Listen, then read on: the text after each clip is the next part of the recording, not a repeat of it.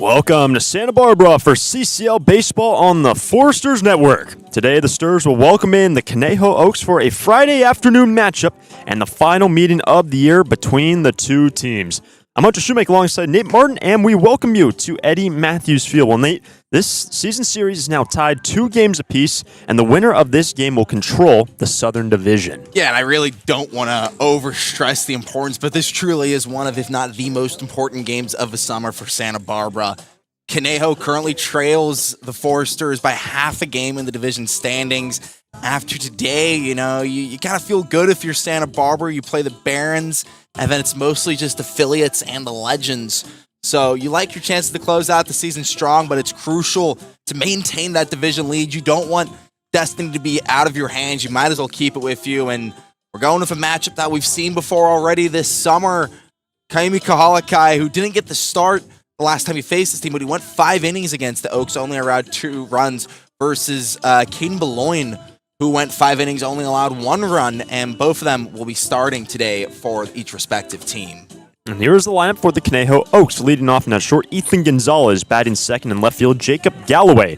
Batting third in that first, Nolan Johnson. Batting fourth, the DH, Devin Wilkes.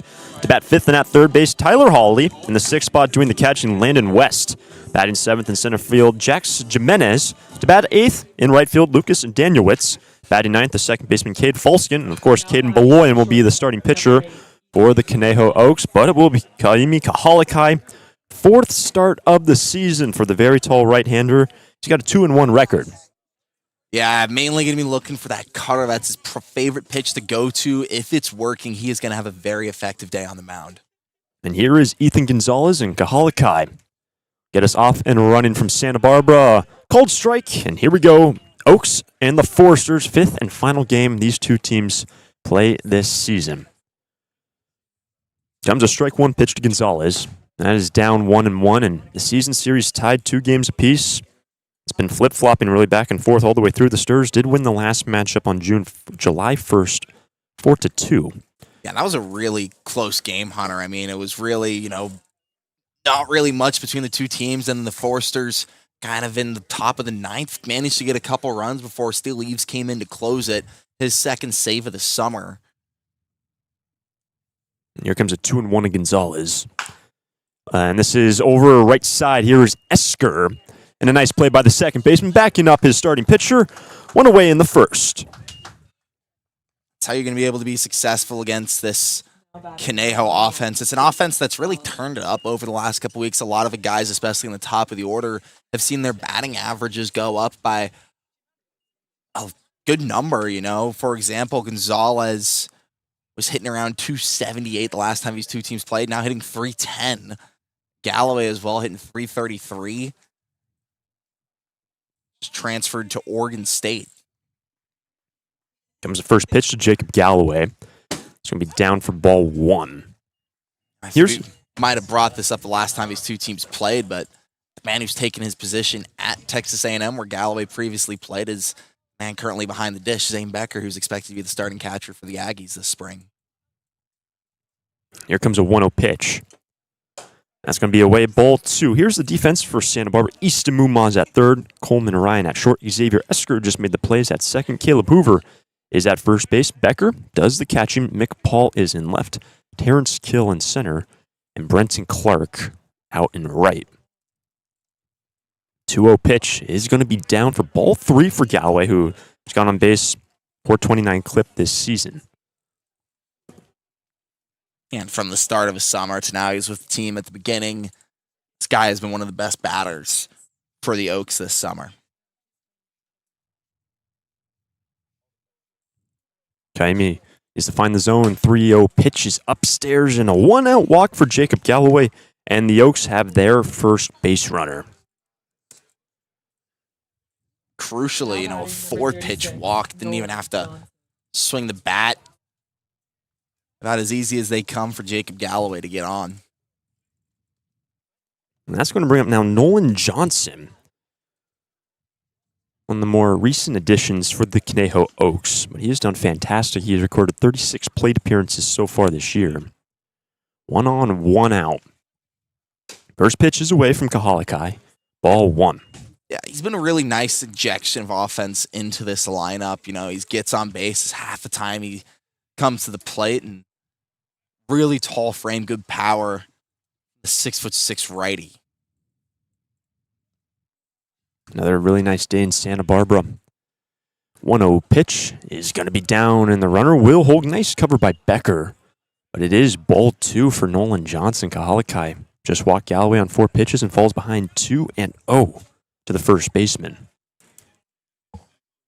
Only walked one Oak the last time he played Conejo, and already let one on. Just 3 batters face.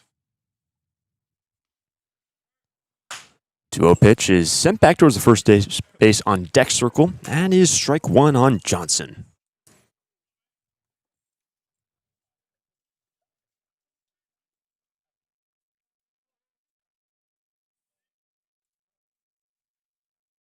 Jacob Galloway is at first. 1 away. Kahalakai. Here comes a 2-1 pitch to Nolan Johnson. Right side, here is Esker. He's going to second. 2 out to first, and in time. The double play turned by this infield, and Kahalakai works around a 1-out walk. Through a half. Forster bats coming up next. No score. Santa Barbara. Lee & Sons Plumbing and Heating is proud to join the Foresters family of sponsors this season. I, Conan, a third-generation owner, was proud to coach for the Foresters for several seasons. Just like the Foresters are champs on the field, Lee & Sons are champs off it. We're experts in every type of plumbing and heating service and repair, from leaks and clogs to heaters and faucets. Strike out your plumbing problems by calling us at 805-965-9586. Lee & Sons, the champions of plumbing and heating. 805-965-9586. Stir it up. Need a new copier for your office? Coastal Copy is the original copier dealer in the Tri-Counties and your authorized Kyocera dealer, offering complete sales, service, and supplies on a full line of Kyocera Task Alpha digital MFPs. And thanks to the latest in Kyocera mobile and cloud technology, we offer Kyocera's mobile print app, which allows you to access documents through your smartphone or tablet. Call us today to schedule your free assessment and quote. You'll see a difference because we go the distance. Call 1-800-995-8835. On to the bottom of the first inning. Here's the lineup for the Santa Barbara Foresters. A little bit of a change for Bill Pintard, but leading off at second base will be Xavier Esker. Batting second in left field, Mick Paul. Batting third, Easton Muma will be at third base. In the cleanup spot and in right field, Brenton Clark. In the 5-hole, the DH, Cole Chamberlain. Batting sixth, the center fielder, Terrence Kill. To bat seventh and at first base, Caleb Hoover. In the 8th spot, Zane Becker does the catching. Coleman Ryan is the number 9 batter at short. And Caden Beloyan, who has a 2-2 record, 6th appearance and 6th start of the season, Nate. Yeah, and the Foresters, as we kind of mentioned at the top of the game, is faced it before. It was on that win for Conejo, 4-1, a couple weeks back on June 27th, where he got the decision, he got the win. 5 innings pitched, only allowed 1 run, only walked 1, allowed 5 hits and 3 strikeouts. Really was relying on his defense in a game where the pitching staff was really on for Conejo. They only allowed 1 run, and it was a really impressive day, and could be seeing a few more of those arms that played in that game later on. But Beloyan, really nice ground ball pitcher, the one that gets his defense going. And the defense for the Conejo Oaks, studying the catching, will be Landon West. The infield at third is Hawley. At short, Ethan Gonzalez. Cade Falskin will be at second. Nolan Johnson is at first. Jacob Galloway's in left. Jax Jimenez in center. Lucas Danielewitz out in right.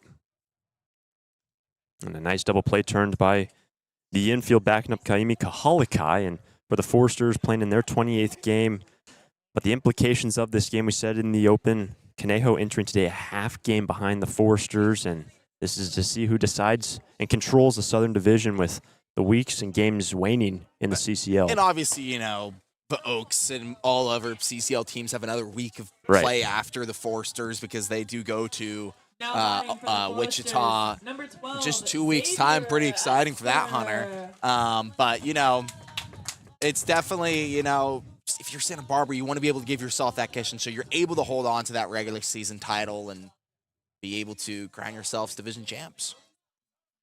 And after today, only 6 more contests for the Santa Barbara Foresters. But now Here's Xavier Esker to lead off for the Foresters. Bit of a different spot for Xavier, and he's going to take a ball upstairs from Beloyan. 1-0. And I think it's an interesting place to put a guy like Esker because so far this season, it's really been his pop that's been doing it for him. He's got a lower average, yet to draw a walk, but he has a double and a home run. It's a really nice pop on his bat. Squaring around to bunt left side, and we'll go out of the third baseline. Foul 1-1. Crucially as well, he's got some really nice speed. A lot of other Foresters, and I think that's why you put him at the top of the order. And clearly there's something going on here as he almost laid down a bunt to get on first. Third baseman Tyler Hawley still not really playing that in, although he's a little closer to the infield grass. Esker had a near home run yesterday in the 7th inning against Omar Reynoso in the Slow Blues, deep in the left center field. But it's now a 1-1. Here comes a pitch from Beloyan. That's on the corner, strike 2. Esker's going to have to shorten up. 2-strike count. Mick Paul next, and then Easton Muma for the Sturs. Scoreless top half put up by the Santa Barbara defense. 1-2 pitch is foul down the third baseline. We will do it again. Nearly did the job of a bunt. It was a very weakly hit down the third base line, but it just drifted foul like Esker's bunt attempt's going to have to try something different. Although Tyler Hawley over at third, now back towards the edge of that infield dirt, more towards the outfield. And Caden Beloyan, 6th start of the season. 1-2 pitch is a breaking ball upstairs. Good take.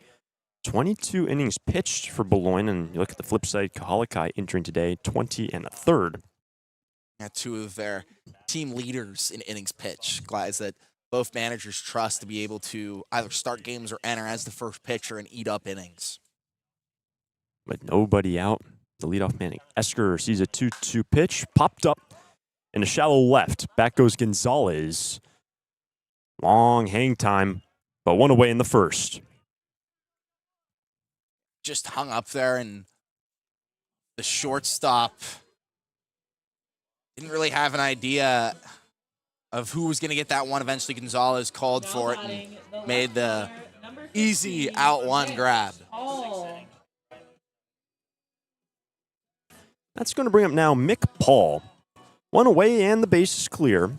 And Paul actually was in the leadoff spot yesterday, and Bill Pintard's been shuffling the deck quite thoroughly. Paul's batted 6th, 1st, and now 2nd in his 3 games with the Santa Barbara Foresters.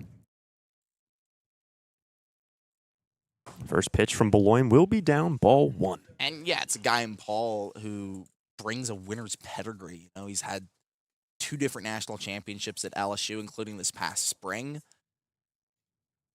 And, that's something that Bill Pintard kind of wanted to add in late before you make that push to Wichita, try and get yourself that 11th NBC title. It's going to miss upstairs from Beloyan. 2-0 from Mick Paul. And we said earlier on the season, that's what it all builds to. What starts in just a little under 2 weeks now. And the NBC tournament starts officially on the 24th of July. And Santa Barbara will have a later start since they'll be traveling on the farthest distances from any of the other teams. That is ball 3 now for Paul. Beloyan having a hard time getting ahead in counts. Esker, who's been quick to jump at pitches this summer, got to 2 balls, and obviously Paul here being patient, taking all 3 pitches and all 3 of them out of his own. 3-0 count is upstairs, and a 4-pitch 1-out walk for Mick Paul. He is aboard. First base run of the day for Santa Barbara. Number 23, Easton Muma. Again, both pitchers now have thrown a 4-pitch walk in their first inning of work. It could be a long day on the mound if that's how it's going for, Beloyan, and something the Foresters could take advantage of. That's going to bring up now Easton Muma. Can Santa Barbara be the team that strikes first here this afternoon? Good pitch from Beloyan, strike 1. It should be said that kind of talk about the lineup changes, different leadoff guys, Terrence Kell getting moved back to the 6th spot today. The one thing that's been consistent all summer is Easton Muma hitting 3rd. Been a fantastic season for Easton as he takes ball 1, evens the count 1-1, entering today hitting .319 in a stretch of, including Mick Paul, who's already on base, 4 straight lefties in this lineup to face Caden Beloyan, and we know the Conejo Oaks have their fair share of lefty relievers that we'll likely see throughout this game. A 1 on, 1 out, 1-1 pitch is away, ball 2.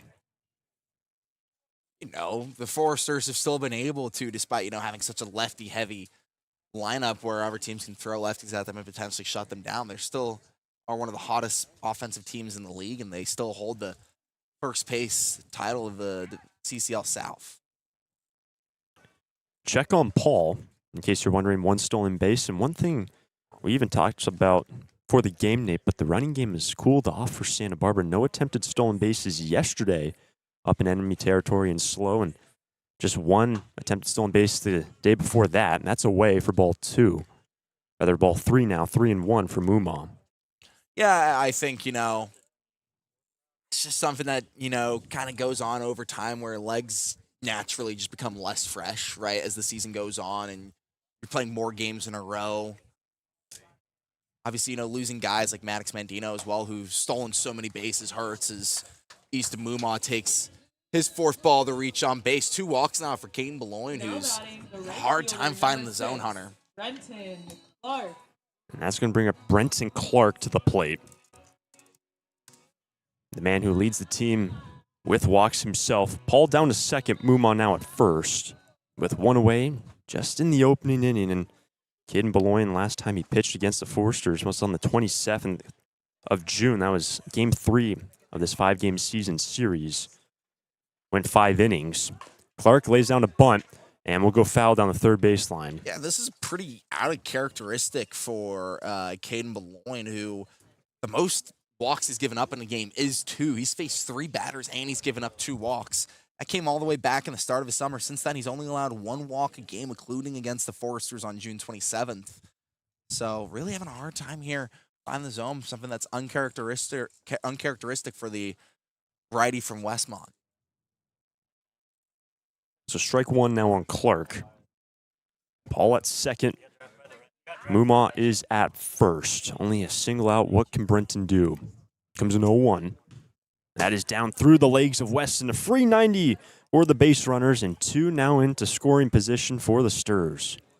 I'm going to use a soccer term on you there. It quite literally nutmegged the catcher, Landon West, and went all the way back to the backstop, and just like that, you got 2 in scoring position with just 1 down. And Clark still had a 1-1 count. We know he loves going the other way in the left field.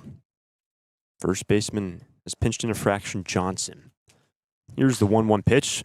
Hard hit to Gonzalez. A little bit of a fumble. He will not recover, and bringing home the first run of the day is Brenton Clark. Mick Paul will score from 3rd base. Gonzalez could not field it cleanly, and runners will be on the corners. 1 away in the 1st. Number 8, That was an absolute rifle over to the arms of Ethan Gonzalez, who tried to field that one cleanly, but just went off him, and just like that, run comes across the plate. Remains to be seen if it's scored as an error or a single. Either way, it's still an RBI. Yeah, it will be called an error. So an E6 to allow Clark to reach. That's going to now bring up Cole Chamberlain. That's upstairs for ball 1. The DH today is Chamberlain. Has been flip-flopping between DHing and catching with Zane Becker. Yesterday was the catcher, up and slow. Had a solid day at the plate. Drove him a run. And also plated a run. Going 2 for 4. Here's a 1-0. Upstairs, ball 2 and Beloyan. 2 walks. The error doesn't help his cause to allow Clark to reach. And he falls behind 2-0 to Chamberlain. Yeah, and the Foresters are really a team you don't want to get behind in counts them, because they'll be patient in their at-bats. They'll wait for the right pitches, and they're perfectly fine with taking walks and getting on base to pass the bat to the next guy up. 2-0. is fouled back. Strike one on Chamberlain. And of course, if you're missing the zone, that gets you pressure to find the zone. Just go for easy strikes like fastballs in the middle of the plate. And a guy like Cole Chamberlain can easily take advantage of that. Cole's brought home 17 this season. And in this lineup today, the most of anyone. The starting 9, Terrence Kill has 12, who stands on deck. And that's a big bat to have in the 6th spot today. 2-1. Check swing. Good take. As Beloyan will miss for ball 3. Really nice job laying off that one. It was looking like it was going to be right in the middle of the zone, and then it just dropped at the last moment, and Chamberlain read it perfectly. With a run in. Mumont 3rd, Clark 1st. Caden Beloyan, interested with a 4.09 ERA. The pitch is popped up and out of play over the third base dugout. Full count as Clark was taken off, but is now full for Chamberlain. It's like the Oaks would have been more than happy to give Clark second base if it meant holding Muma up at third, because if they sent the throw, you would think Muma would have came home there.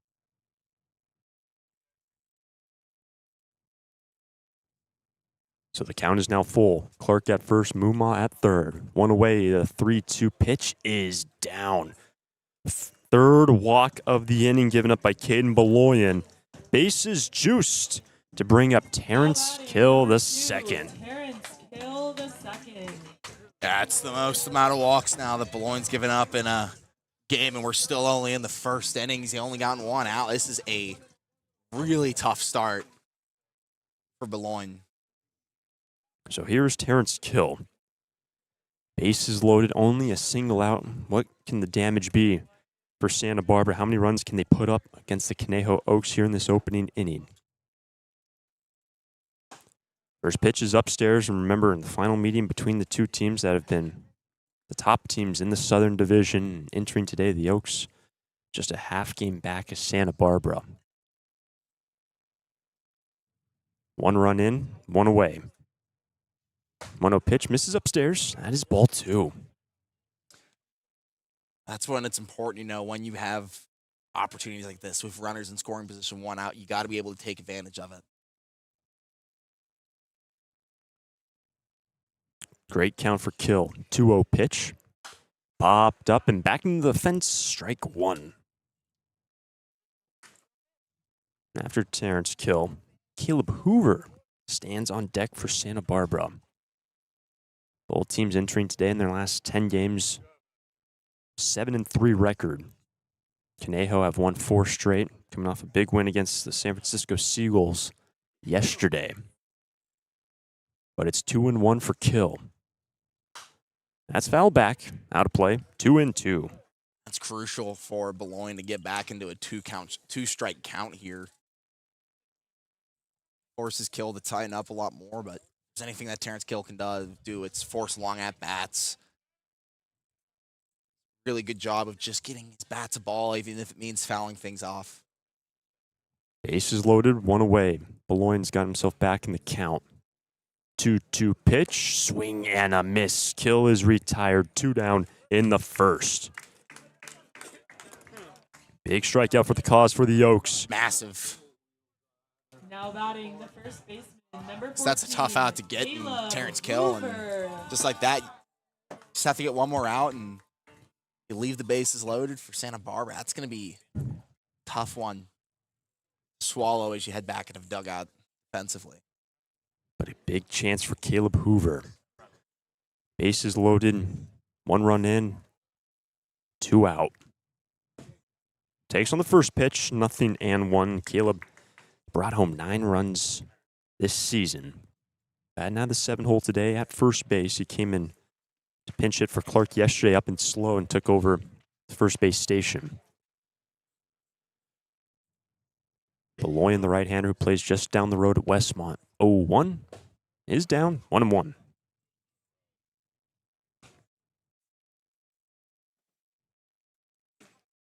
Crucially, with that second out, you have to get a hit to advance a runner or even or walk, but you can't, go for the sac fly just to hit into the outfield to score the run. You have to be able to get something going offensively, whether that's be patient and draw a walk or find the gap and drive in some runs.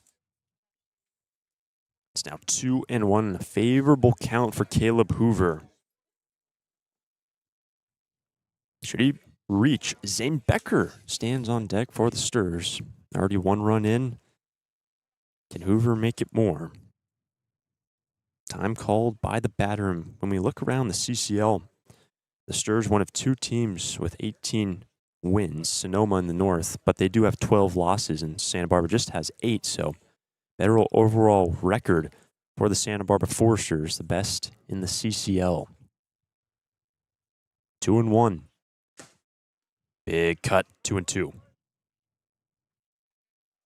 Big cut indeed. Hoover looking to do something big with that swing now. He's got to be patient and wait for something to come here. You can't be swinging at pitches out of his zone. At third is Muma. Clark at second, Chamberlain at first. 1 run in and 2 down. 2-2 pitch. Into left, shallow left. Galloway will slide over and will make the catch to retire the side. And Caden Beloyan only allows 1 run to come in on an error and 3 walks. And through 1, Santa Barbara does push in a run. They lead 1-0 over the Oaks. During this time of record market highs and gradual economic recovery, it's essential you have someone you can trust. For 10 consecutive years, the Santa Barbara News Press Reader's Choice Poll has awarded Tremblay Financial Services recognition for the financial guidance they provide their clients. Tremblay Financial Advisors continually educate their clients with new options and financial planning tailored fit to you. For more information or an appointment, call 569-1982 or log on to tremblayfinancial.com. Securities and advisory services offered through Centaurus Financial Inc., member FINRA and SIPC, a registered investment advisor. Tremblay Financial Services and Centaurus Financial are not affiliated companies. Investing involves risk, including potential loss of principal. No investment strategy can guarantee a profit or protect against a loss in periods of declining values.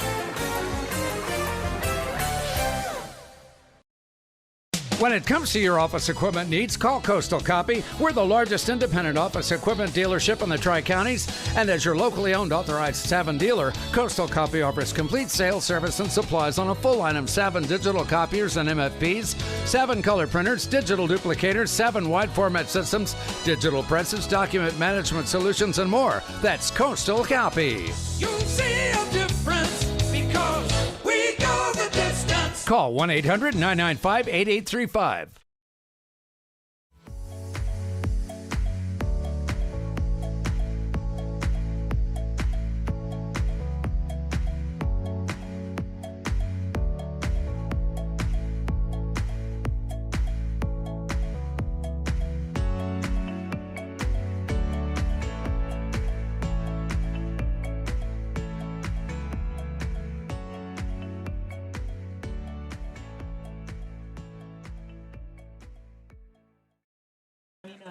Now on to the second, and the Sturs, the ones to strike first. They lead 1-0, and Kahalakai will face Wilkes Hawley West.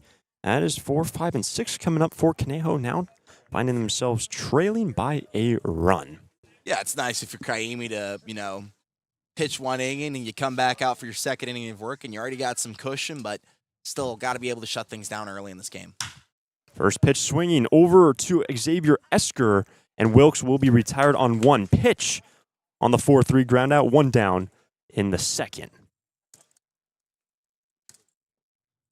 Defense getting involved, specifically Xavier Esker. All 3 ground outs have gone to Xavier Esker. He started the double play. He got the leadoff man Gonzalez out, and now Wilkes brings up Tyler Hawley now, who pretty solid this summer, especially against the Foresters. Strike 1 on Tyler Hawley. Entering today, hitting .254. With Conejo trailing by a run, 1 down and the base is clear. Kahalakai had a longer wait in that dugout. Here's a 0-1. Quickly ahead, 0-2. There's that cutter doing work for Kahalakai. Looks like a fastball, and it just moves at the last second away from the batter. Such a tough pitch to judge, Hunter. Here comes the 0-2 pitch from Kahalakai. And called strike 3. Hawley goes down looking on 3 pitches. 2 out in the second. Blown away on the cutter. Really nice location from Kahalakai for his first K of the day. That's going to now bring up Landon West. 2 down, bases clear. West does the catching today for David Solis, the manager for the Oaks. Kahalakai has been working quick and finding some good ground outs. This is upstairs for ball 1, and we did allude to the win yesterday against the San Francisco Seagulls for Conejo, but they put up 16 runs against the team that is currently in last place in the Northern Division. Here's a 1-0. Into center field, falling quickly in. Terrence Kill will have to play off a hop and a 2-out knock for Landon West, and the first hit of the day for Conejo. First hit of a day for either team, if I'm not mistaken. Nice job by catcher West to just find the center field where no one's covering. Easy 2-out single for the catcher. And that's now going to bring up Jax Jimenez. First pitch on the inside edge, strike 1. Jimenez hitting 200 entering today. Center fielder for the Conejo Oaks. 1 on, 2 out. Kahalakai fires home. No 1 pitch. And that's down. Good cover by Becker. 1-1. Jimenez is a guy that you have to be excited about to have on your team if you're Solis. You know, top 20 prospect nationally according to some sites, and guy who hasn't found the bat yet, but he's done a decent job getting on base and playing defense. Skied up behind the plate. Out of play for strike 2. If Jimenez is able to reach, Lucas Danielewicz stands on deck with Santa Barbara leading 1-0, capitalizing on some walks in the opening frame. Here comes a 1-2 pitch from Kahalakai upstairs, 2-2. You know, you think back to that game, and maybe we're getting a little bit of a repeat of the game against Arroyo Seco last Saturday. They had, 14 walks and managed to score 7 runs while only getting 3 hits. I mean, I'm sure Santa Barbara wouldn't mind a repeat of that with that result. Here comes the 2-2 pitch to Jax Jimenez. And check swing, just able to lay off of it initially. I thought he went around, and the infield did as well, but a full count. Don't really know how you're the umpire standing over there at middle of the infield, how you can get a good read of that. But just like that, count is full to Jimenez. West will be on the move with 2 down. Comes the 3-2 pitch. And dropped outside first. Do it again.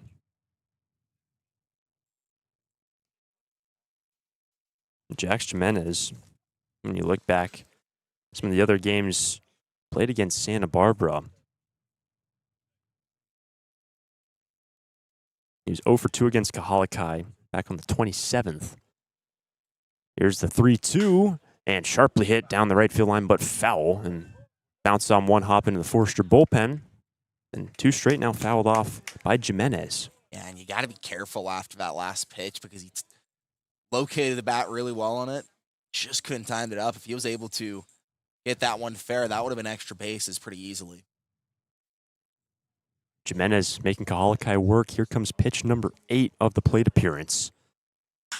On the ground, here is Esker. And the side will be retired. Kahalakai works around a 2-out walk by West and through 1.5. Santa Barbara on top 1-0 over the Oaks. It's out of here. It's tough to tell whether that's another Forester's home run or one of the many flights going out of the Santa Barbara airport. With 22 daily departures and 11 direct destinations, including Chicago, Dallas, Las Vegas, San Diego, and Seattle, there's no need to drive and fly when you can take off local at the Santa Barbara airport. Prepare for a departure from the usual travel experience. Choose SBA and depart differently. A proud partner of the Santa Barbara Foresters.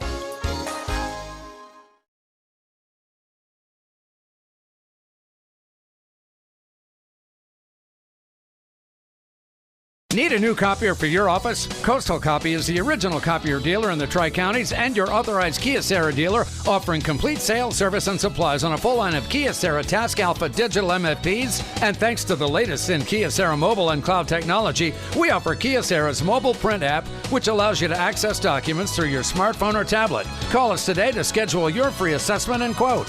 You'll see a difference because we go the distance. Call 1-800-995-8835.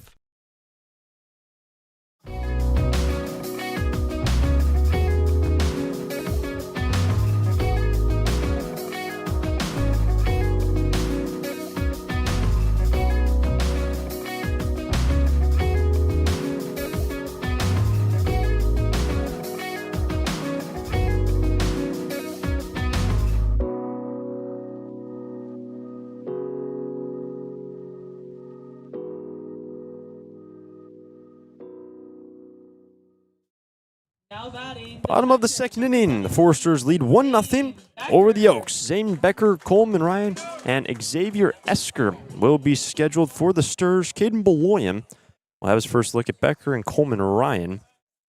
Santa Barbara putting up the first run of the ball game in the last inning. First pitch to Becker, straightens him out, ball one. Yeah, the big thing you want to see from Beloin, if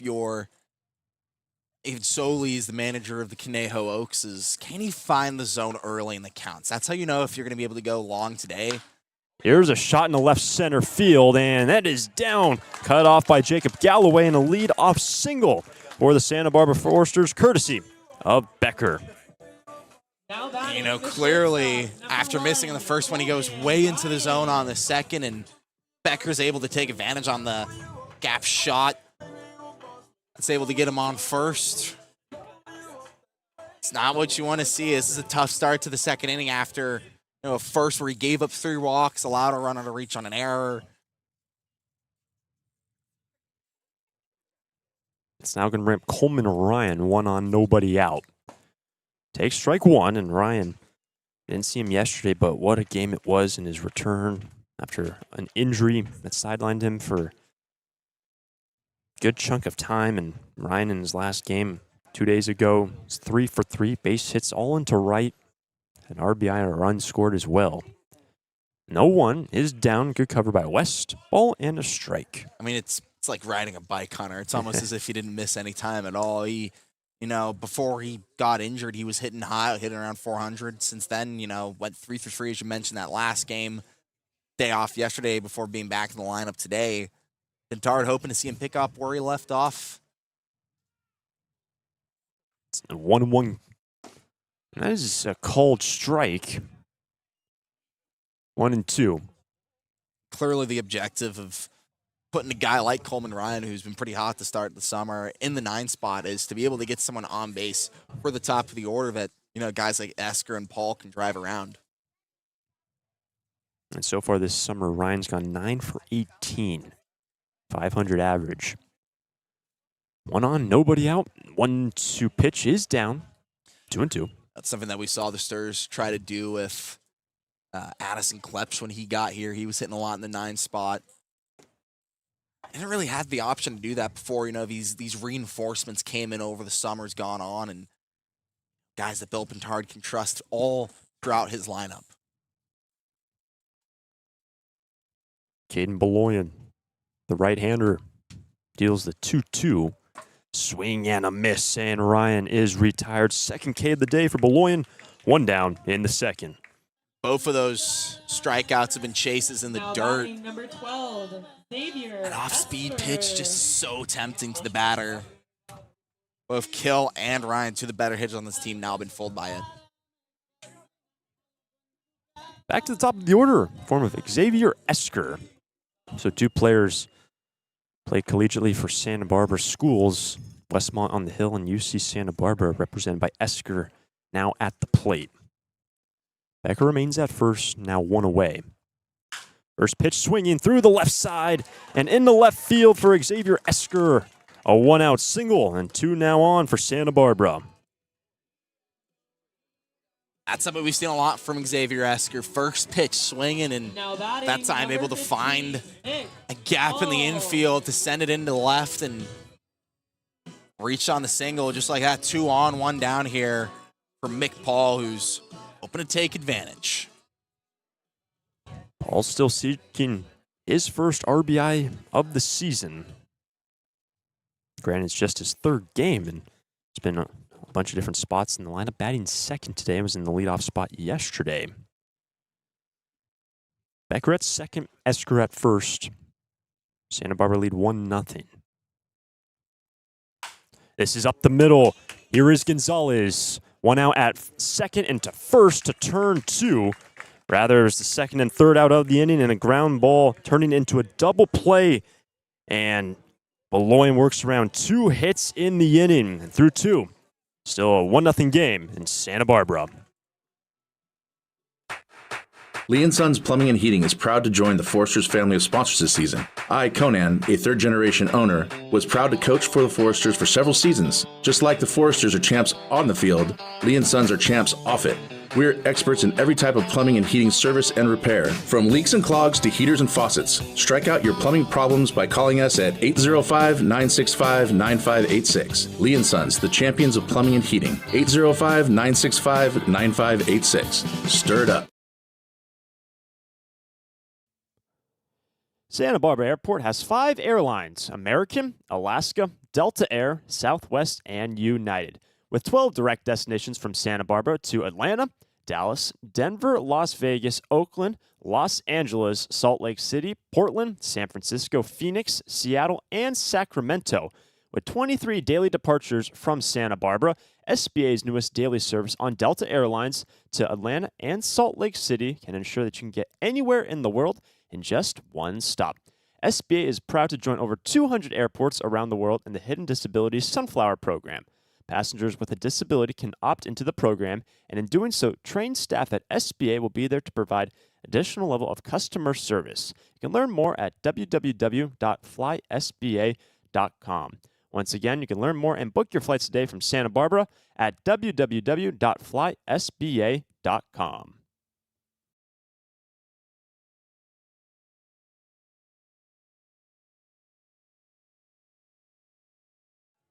On to the 3rd inning, Kaimi Kahalakai.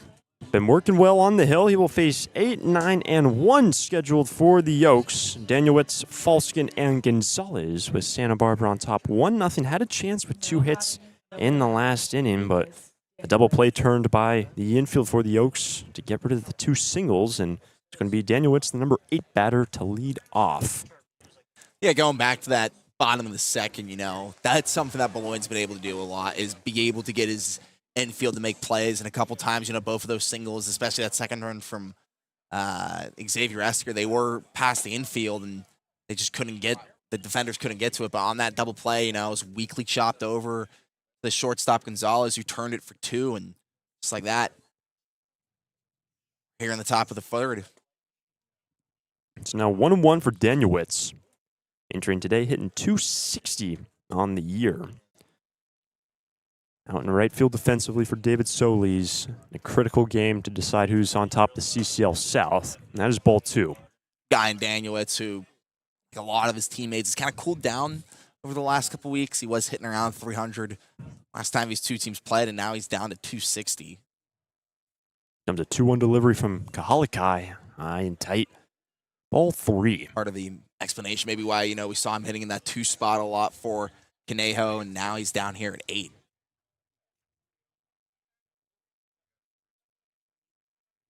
Kahalakai behind in the count against the leadoff man. 3-1 pitch is inside, ball 4 in the second walk. Given up by Kahalakai today. A leadoff single starts the 3rd. leadoff walk starts the third. Now batting number 22. Was really trying to work, the pitches inside there. Ones that looked like they were going to break away, but then at the last minute go in, and they were just 2 in that time. A lot of those balls inside part of the plate. Unlucky for Kahalakai. That's going to bring up Cade Falskin to hit from the left side. 1 on, nobody out. First pitch inside from Kaimi, ball 1. Falskin hitting 208 entering today.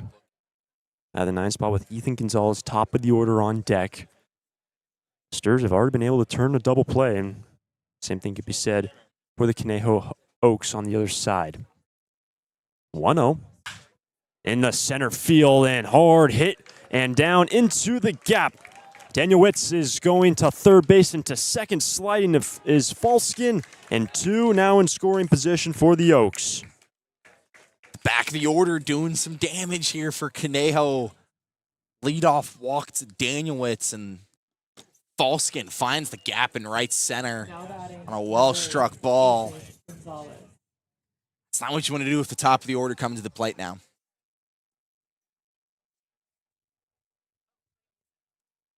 Second and third, nobody out, as the battery will now have a conversation on the hill.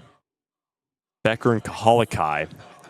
Second hit of the day for the Oaks, and huge opportunity for Conejo, just trailing by a run. Yeah, and crucially, with no outs, you got runners in scoring position. This is a nice opportunity, at least to get yourself back tied, if not take a lead. That's the top of the order in Gonzalez, Galloway, and Johnson that Kahalakai retired in order. So Johnson gets his second look at Kaimi. First pitch is going to miss. Gonzalez ball 1. rather, at the plate right now, and he grounded out over to second. Grounded out over to second his first time around. Esker, one of his many defensive plays so far.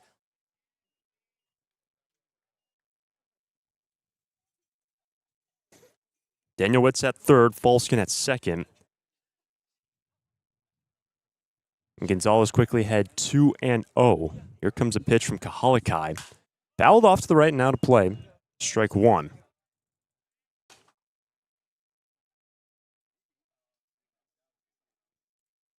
On the season, Gonzalez has brought home 6 runs this season. The corners playing in for Santa Barbara, Mumont third, Hoover at first. 2-1 pitch is down in the dirt. That is ball 3. Crucial for Becker to be blocking all balls down in with 2 in scoring position.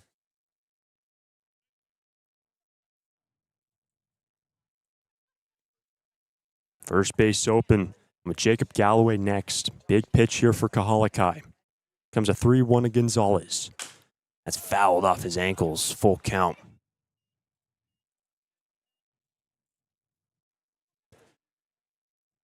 It's hard to recover off of those, It's hit hard off his ankle, as you said, and now you got to step back into the plate after that to get on, at the very least, if not score runs. Huge opportunity for the Oaks to take the lead in this game. Comes a 3-2 pitch from Kahalakai. Left side. It is Ryan. He is going to first. It's going to bring home the first run of the day. We are tied. Daniel Witz scores from third on the ground out by Gonzalez. Tied ball game in the third. Number 21, Jacob. Crucially, you get that first out, but also run comes across the plate. You got another runner advancing, and Falskin, who stands at third. Field playing in, expecting throws to come home. So it is Galloway who worked to walk on 4 pitches against Kaimi first time up. See the ball in the dirt. 1-0. Falskin at third after the Gonzalez ground out. 7th run batted in this season for Ethan Gonzalez, and now Galloway. Seen 5 balls from Kahalakai going back to the first inning.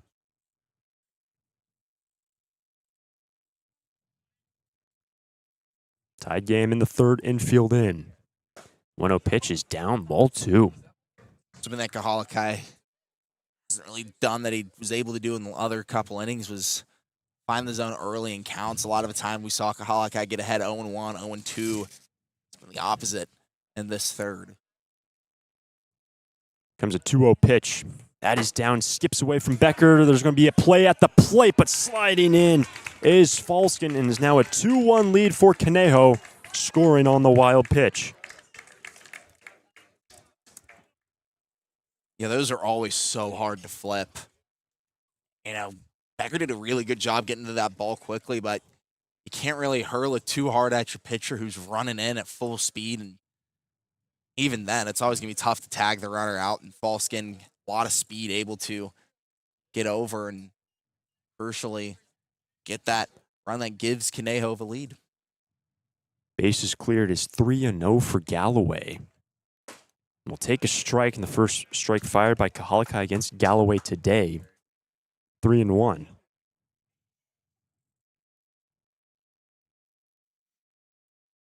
One down, 3-1 pitch.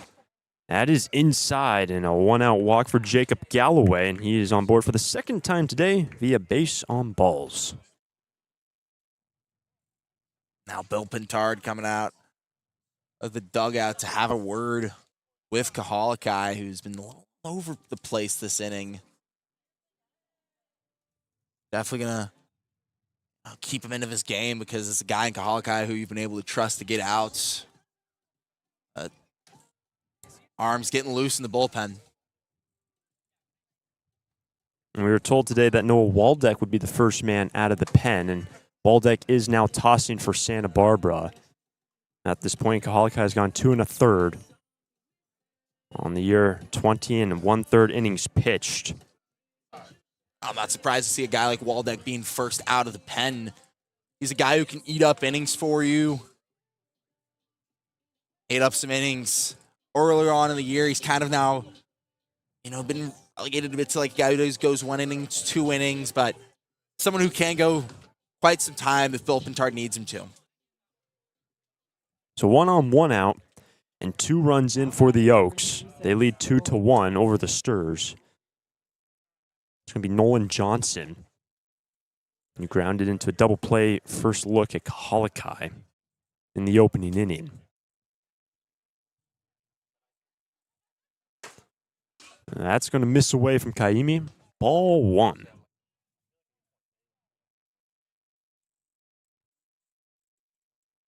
And the Oaks able to grab their first lead of this game in this inning. Here's a 1-0 pitch. That is foul back 1-1. Last time the two teams met, 10 days ago, July 1st. And the calendar turned over and Santa Barbara prevailed 4-2. Comes a 1-1 to Johnson.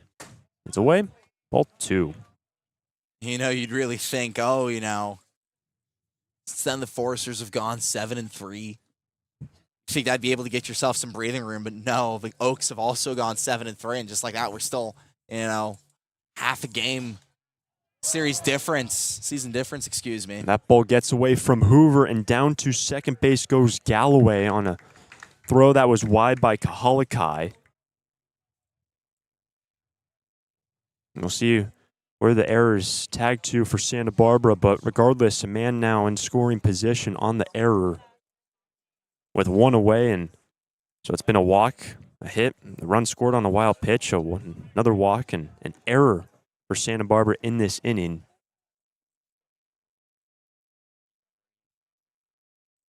Here's a 2-1. Left side. It is Mumau. Throw is a little bit high, but out. And by the way, it will go down as an E3 to advance Galloway to second, but now 2 down in the third. And crucially, if that error doesn't happen and you're able to hold Galloway at first, that's a double play. Pretty tailor-made 5-4-3. Instead, you got to get another out against a guy in Devin Wilkes who's been a tough out this summer in 371. Today's 0 for 1 and ground out to second. Esker has seen a lot of action over there defensively. That's fouled off. Strike 1.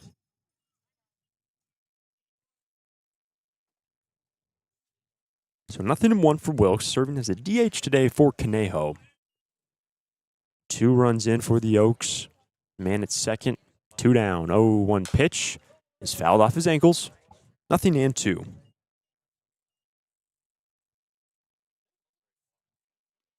Should Wilkes reach, Tyler Hawley would be next. In the final meeting of the year, and really with Santa Barbara's schedule wrapping up. Regular season ends on the 20th. Now the 0-2 pitch, inside, ball 1. Close to hitting Wilkes.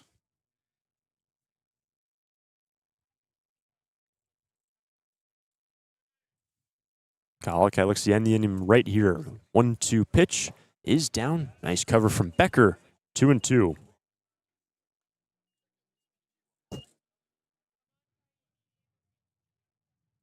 The Foresters in the bottom half of this inning will have Mumaw, Clark, and Chamberlain scheduled, now trailing by a run.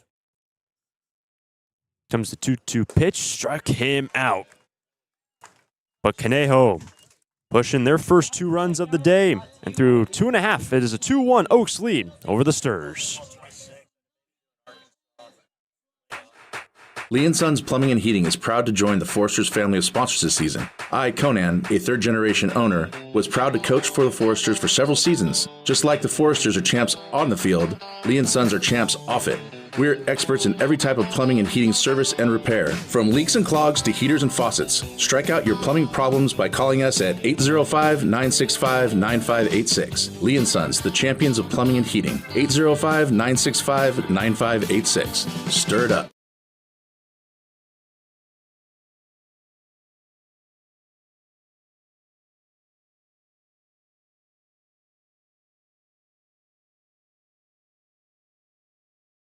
When it comes to your office equipment needs, call Coastal Copy. We're the largest independent office equipment dealership in the Tri-Counties, and as your locally owned authorized Savin dealer, Coastal Copy offers complete sales, service, and supplies on a full line of Savin digital copiers and MFPs, Savin color printers, digital duplicators, Savin wide format systems, digital presses, document management solutions, and more. That's Coastal Copy. You'll see a difference because we go the distance. Call 1-800-995-8835.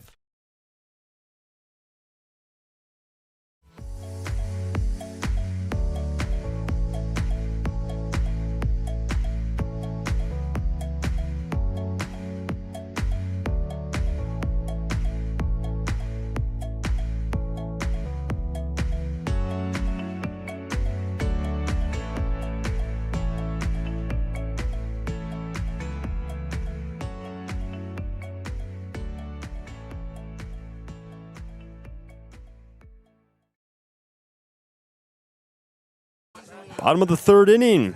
Easton Mumaw will lead off for the Foresters. Caden Beloyan remains on the hill, but Conejo grabbing the first lead of their ball game for their team, leading 2-1. 3-4-5 scheduled for Santa Barbara. Mumaw gets his second look at the starting pitcher. Strike 1 on a big cut from 23. Yeah, big cut, but it's going to be tough, with the way Beloyan's been pitching so far to hold that lead. In the first inning, he gave up 3 walks, a couple other base runners, and then last inning, back-to-back hits. Luckily got out of it thanks to a double play, but a little all over the place. 1-1 now for Mumaw. Worked a walk in the opening inning. Actually, all 3 men scheduled able to reach base in the opening frame.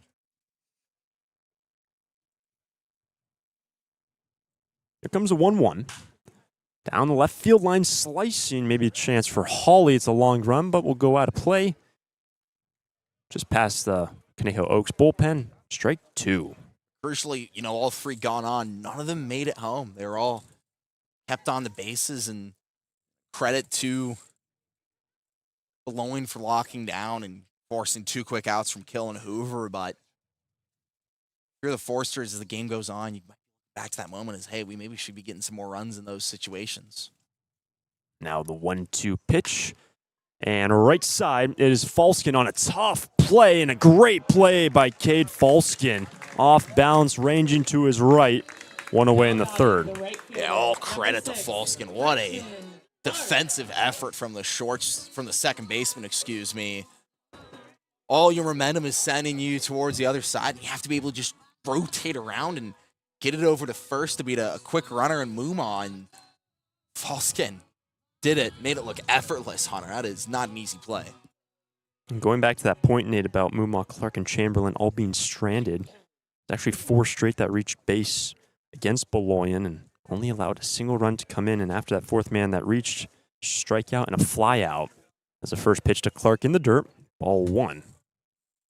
Crucially, these are all guys who saw longer at-bats from Beloyan because they drew walks. But, he showed you a lot of different looks, and now you kind of know what those look like as you head into your second and third at-bats against the starter. Hard hit and straight to the third baseman, Hawley, able to flash the leather. Just snaking that ball from going past him. Didn't bounce and clean line out. Clark is retired, 2 out. We said Caden Beloyan's a pitcher who relies on his defense, but these have been tough defensive plays. Going back to that one from Falskin on the 4-3 for the first out, and there Tyler Hawley laying it all out to make that snag. 2 quick outs for the right-hander who pitches for Westmont. That's going to bring up now Cole Chamberlain. 2 out, bases clear. First time up for Chamberlain. Was able to work a walk behind in the count 0-1.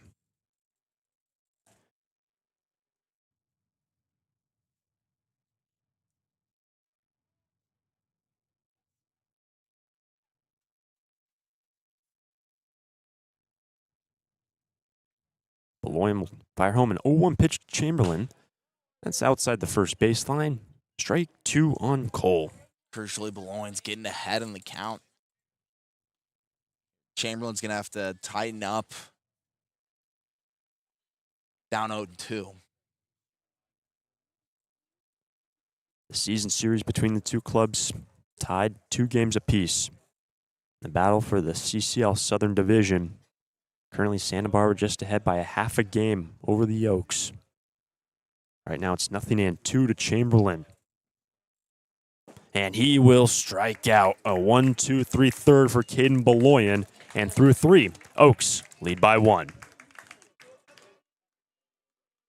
During this time of record market highs and gradual economic recovery, it's essential you have someone you can trust. For 10 consecutive years, the Santa Barbara News Press Reader's Choice Poll has awarded Tremblay Financial Services recognition for the financial guidance they provide their clients. Tremblay Financial Advisors continually educate their clients with new options and financial planning tailored fit to you. For more information or an appointment, call 569-1982 or log on to tremblayfinancial.com. Securities and advisory services offered through Centaurus Financial Inc., member FINRA and SIPC, a registered investment advisor. Tremblay Financial Services and Centaurus Financial are not affiliated companies. Investing involves risk, including potential loss of principal. No investment strategy can guarantee a profit or protect against a loss in periods of declining values.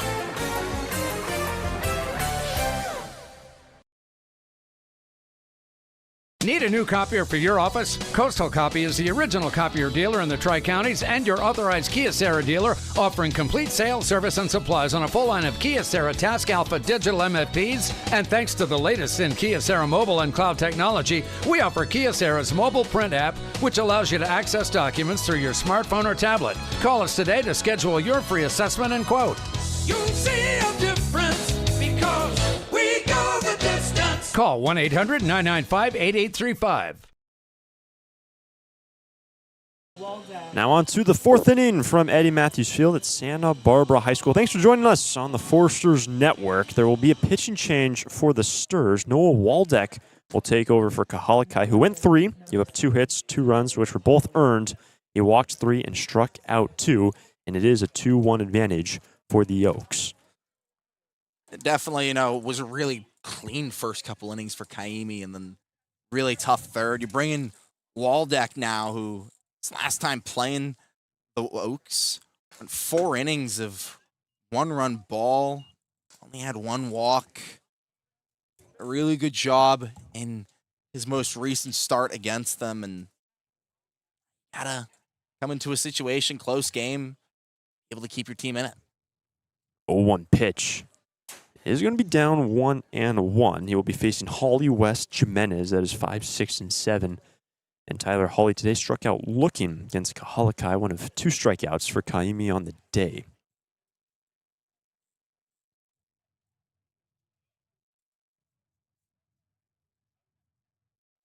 Comes the 1-1 pitch to Hawley. That is located low in the zone at 92 from Noah. Strike 2. And notably, I'd say, Waldeck just looks like he generates so much velocity on those pitches. They look really fast. The batters kind of have to catch up to them after facing Kahalakai. And now the 1-2 pitch strikes him out. The foul tip back into the glove. 1 away in the 4th. That strikeout was brought to you by Lean Sons Plumbing and Heating. First time they got Holly, he went down looking. That time, pure cut, pure whiff. First strikeout of a day for Noah Waldeck. That's going to bring up Landon West. 1 away, bases clear. Going to take a ball. Did have a base hit. First hit of the day for the Oaks back in the 2nd inning, coming with 2 down. Stands in here with 1 out, bases clear. 1-0 pitch is on the outside corner, 1-1. It was a nice line drive into shallow center. And that kill just maybe could have laid out for her, but decided to play it safe as they did have 2 outs in the inning. There's a fly ball in the right. Clark moves in. Esker goes back, but will be Brenton for the 2nd out of the inning.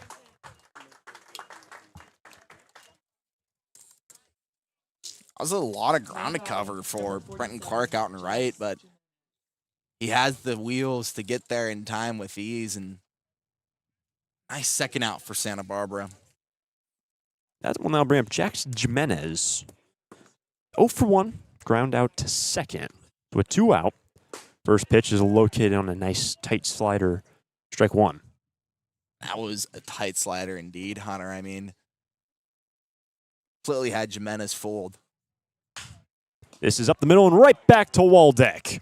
And a quick 1-2-3 first inning of work for Noah, and we are going to the bottom of the 4th. Conejo still on top 2-1 over the Sturs. It's out of here. It's tough to tell whether that's another Forester's home run or one of the many flights going out of the Santa Barbara airport. With 22 daily departures and 11 direct destinations, including Chicago, Dallas, Las Vegas, San Diego, and Seattle, there's no need to drive and fly when you can take off local at the Santa Barbara airport. Prepare for a departure from the usual travel experience. Choose SBA and depart differently. A proud partner of the Santa Barbara Foresters.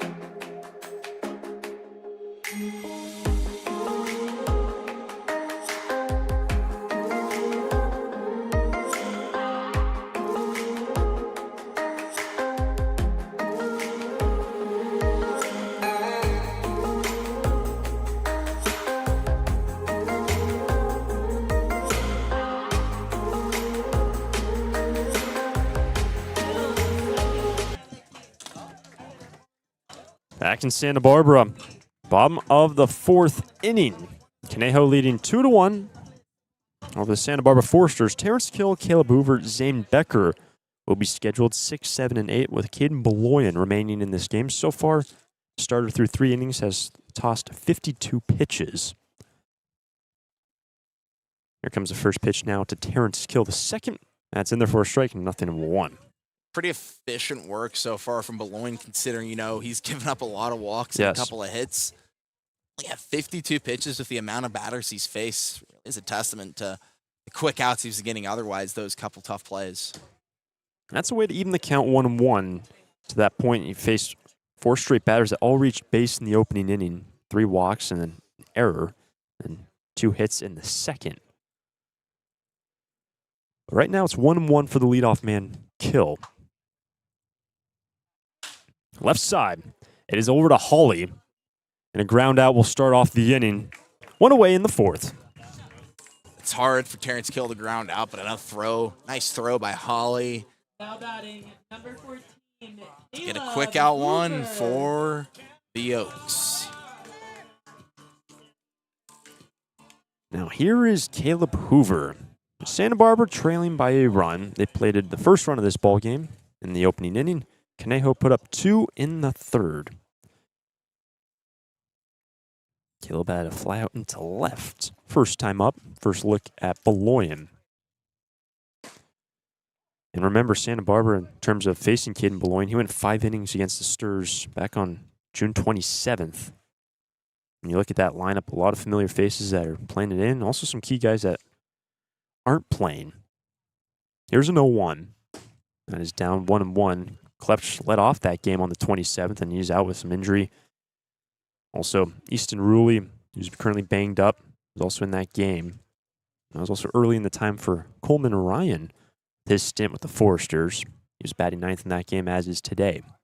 Here's a 1-1 and line straight over the head of the second baseman, and Caleb Hoover, a 1-out knock, and he is aboard for the first time today. It's a nice feeling for Santa Barbara. This is a guy in Boulogne who is kind of getting a roll, and he's retired a few batters in a row, had a quick inning, and last time out, a quick out, wanted to kill, and has that doubt setting in your head that maybe this guy is starting to feel himself, but just like that, Caleb Hoover sends one into the outfield for a base hit. Zane Becker coming to the plate, who had a single last time around. Takes strike 1 to start off the AB. Before that, Hoover single 5 straight, retired by Boulogne, including a double play, going back to the second. Hoover's at first, held on by Johnson. Comes a 0-1. Foul back, 0 and 2 on Zane Becker.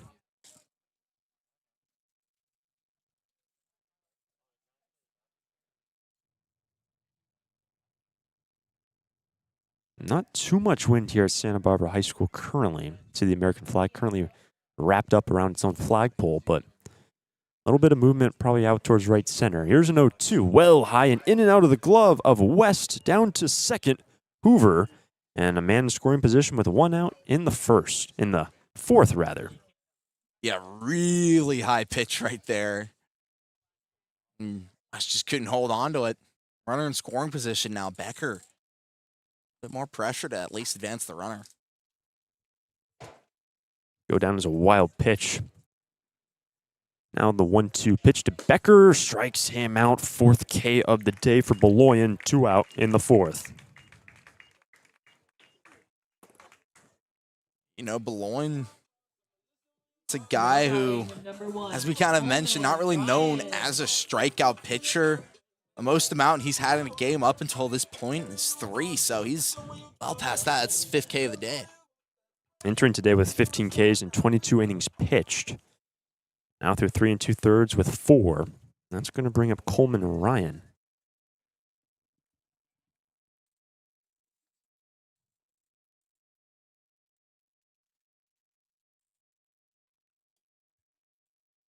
Ryan struck out back in the second, but can he bring home Caleb Hoover and tie this ball game?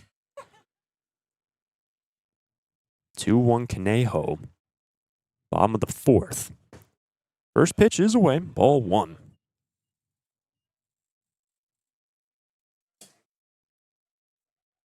After Ryan would be Xavier Esker. He's able to reach and continue this inning for Santa Barbara.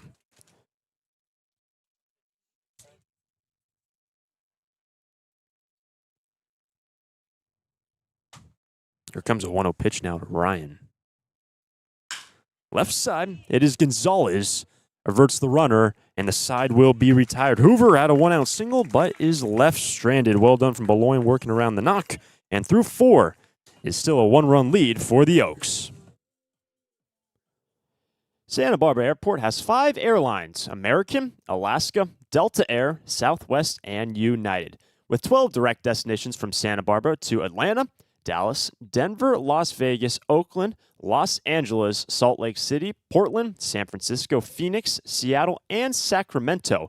With 23 daily departures from Santa Barbara, SBA's newest daily service on Delta Airlines to Atlanta and Salt Lake City can ensure that you can get anywhere in the world in just one stop.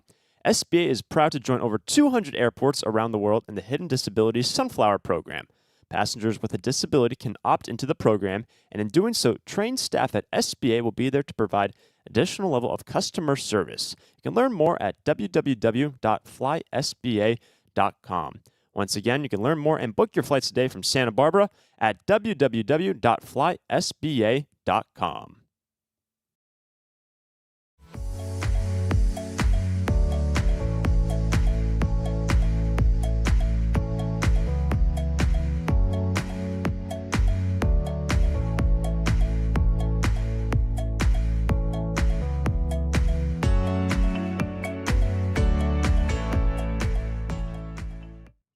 On to the 5th inning, and this 5th inning brought to us by our friends at Finney's Craft House.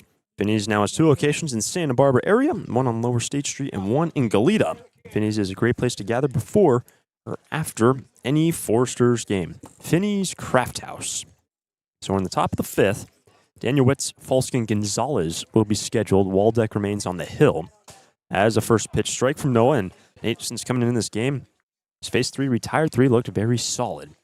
Looked very solid, Hunter. I mean, got some of the strikeout stuff working against Tyler Hawley. And this is playable for Hoover and foul ground, and it's going to be a foul out for Lucas Danielwitz. Play made by Hoover outside of the first base line. 1 away to start the 5th. And to that point, after the strikeout, he's been relying on his defense. A couple of, some weak contacts and plays in foul territory. Start for Waldeck. With 1 away, base is clear. Here's Falskin. Shows bunt. Takes a ball. I think it's notable to say, the last time we saw Waldeck, he was working he came in during, extra innings, working with runners in scoring position, and had to adjust to that. Now we're seeing him work with, a clean slate, and this looks pretty so far, though, behind here 2-0. Yeah, thrown into the fire on the 6th in the 12-inning affair against Arroyo Seco. This is over to first off 1 hop. It's Hoover. Waldeck covers, and 1 by Waldeck. Good play from the pitcher. 2 down in the 5th. Really nice job by Noah Waldeck. Had to hustle over. Falskin's got some good speed. But Waldeck flashing the athleticism and getting there for the 2nd out. It's going to bring around the top of the order now, Ethan Gonzalez. He's gone 0 for 2. Ground out to second, ground out to short. Does have an RBI on the ground out to short in the 3rd. That's ball 1 from Waldeck. With 2 down, the base is clear. Conejo by a run. That's off to the right. Now to play 1-1.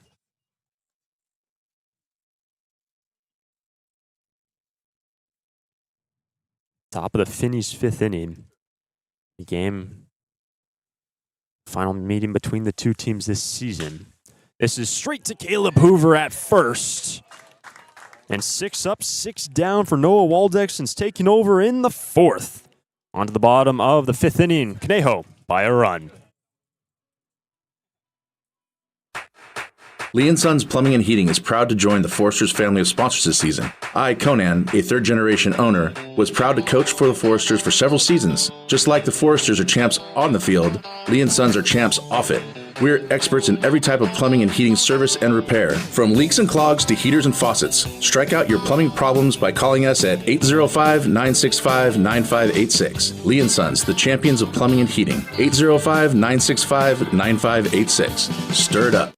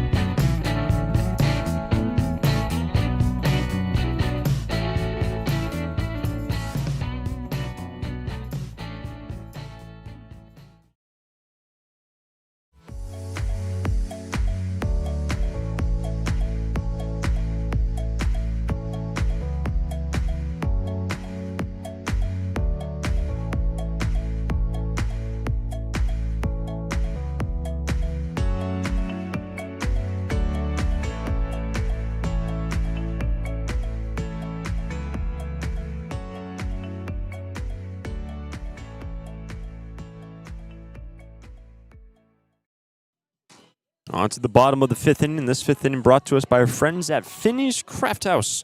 Finney's has a couple locations in Santa Barbara and a great place to gather before or after any Foresters game. Finney's Craft House. So remains a 2-1 lead for the Oaks. Boulogne remains in this ball game looking to get through at least 5. He's going to face Esker, Paul, and Muma coming up. Stirs down by a run. Yeah, and I definitely would expect Boulogne to be able to, unless he gets into some trouble here, to be able to go 5. It's the guy in all but one of his games. He's gotten a decision. Someone who's been working efficiently all summer long, and despite some early troubles, he's been able to lock in over the last couple innings. 2-2 record entering today. In his first 5 starts, he has a 6th start this afternoon. So here is Esker. Squaring around to Bum will take a strike at 86 from Boulogne. 0-1. A couple times now where we've seen Esker, leadoff man, square around a bunt. Hasn't been able to find bats a ball on those attempts yet. Esker's gone 1 for 2. Pop up to short. Base hit into left. Comes a strike 1 pitch. Swing and a miss. Strike 2. That was the first single for Esker this season. His first 2 knocks in a Forester uniform. A home run and a double last night, which that game was a little bit earlier in the day. Likely would have been a home run. The air was getting a little bit heavier. Came out just a little bit short. Did get 2 bags last night. But now it's 0-2. Fastball upstairs, ball 1. Job not swinging at the high heat, for a guy like Esker who's a power bat, loves those type of balls. Pitches, no hesitation to lay off that one. The 1-2 pitch is down. Nice take. 2-2. Esta's been struggling a bit defensively behind the plate. We've seen a couple balls fall out of his gloves, some fall out of his, knock off his catcher gear or go back to the backstop. Esker had fallen behind 0-2. Now the 2-2 pitch is into right center field. It is a base hit for Xavier Esker. His second knock of the day and a leadoff single. Starts the 5th. And that's why Bill Pintard's put him Now batting at the number leadoff 15, spot. Nick Paul. Fell behind in the count, got back into it, and a pitch to swing at. Sends that one into center field for a leadoff single. Nice job by Xavier Esker. That's now going to bring up Mick Paul. A walk and then a double play. I should say ground into a double play. So he's 0 for 1. When he did work a walk, he was able to come around the score. The only run of the day. There was that check on Esker, yet to attempt a stolen base this season. Big lead at first base, however.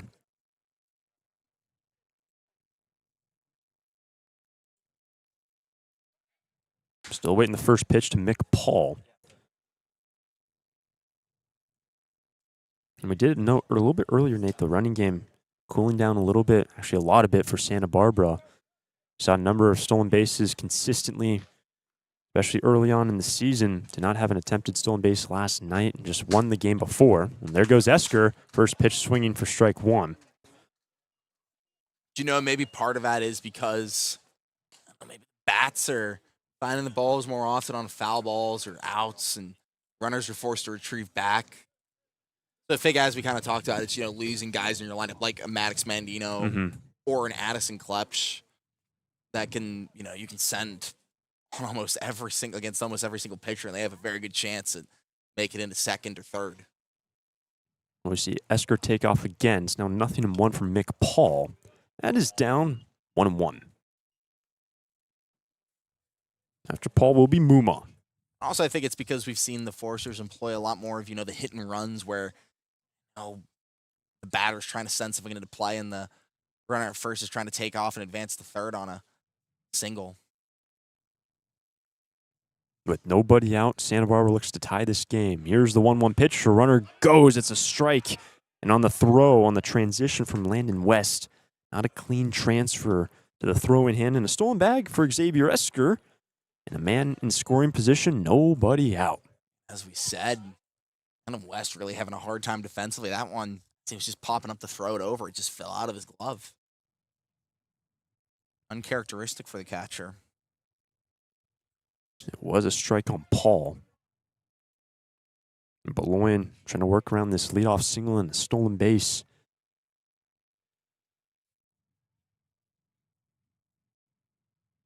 Comes a 1-2 pitch to Paul. That is down, 2-2. Soft take on the 2-strike pitch, but Paul tightened up there. You got a lot of good bats following Mick. Easton Mumon, Brenton Clark, and Cole Chamberlain be the next 3 batters after Mick Paul. Looking to at least tie this game, bottom of the 5th inning. Santa Barbara got an earlier lead. Conejo put up 2 in the 3rd. 2-2 pitch is away, full count.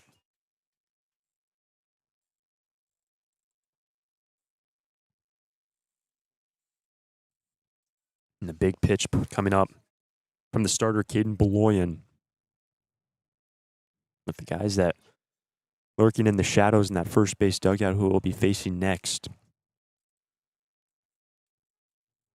Big difference with 1 on, 1 out. First and second, nobody out in this inning. Comes the 3-2 to Mick Paul. Swing and a miss and a huge strikeout for Beloyan, 1 out in the 5th. Yeah, if that's something that Beloin's done a lot today, it's get clutch strikeouts. It's the best result to get as a pitcher. Swings and misses, and you think back to that Terrence Kill strikeout back in the 1st with bases loaded, 1 down. To get Mick Paul out with a runner in scoring position, nobody out, that's a nice feeling. If you're Beloin. It's now Easton Mumon. Takes well away. Start off the plate appearance. Easton is a walk. Ground out to second today. Looks to tie this game with a base hit. He has brought home 9 this season. Looks for his 10th tally. Comes a 1-0 pitch. Have to wait, and that ball is thrown into center field. No one was covering the bag, and down to third base is Esker. It was fumbled by Jimenez, did not pick it up cleanly, and Esker maybe even could have come home, but he's down to third with just 1 out. I think it's the smart decision, though, to hold Esker up at third, because now Easton Mumon knows all he has to do is just send one into the outfield, and we got ourselves a tied game.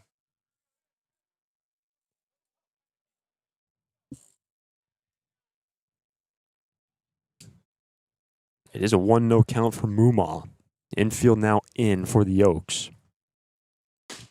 Big cut for Easton, 1-1. That's Easton was trying to do there. Send it into the outfield and just couldn't make that the ball. Esker 90 feet away from tying this game. Just 1 down in this Finney's 5th inning. Comes the 1-1 pitch. That's down. Ball 2.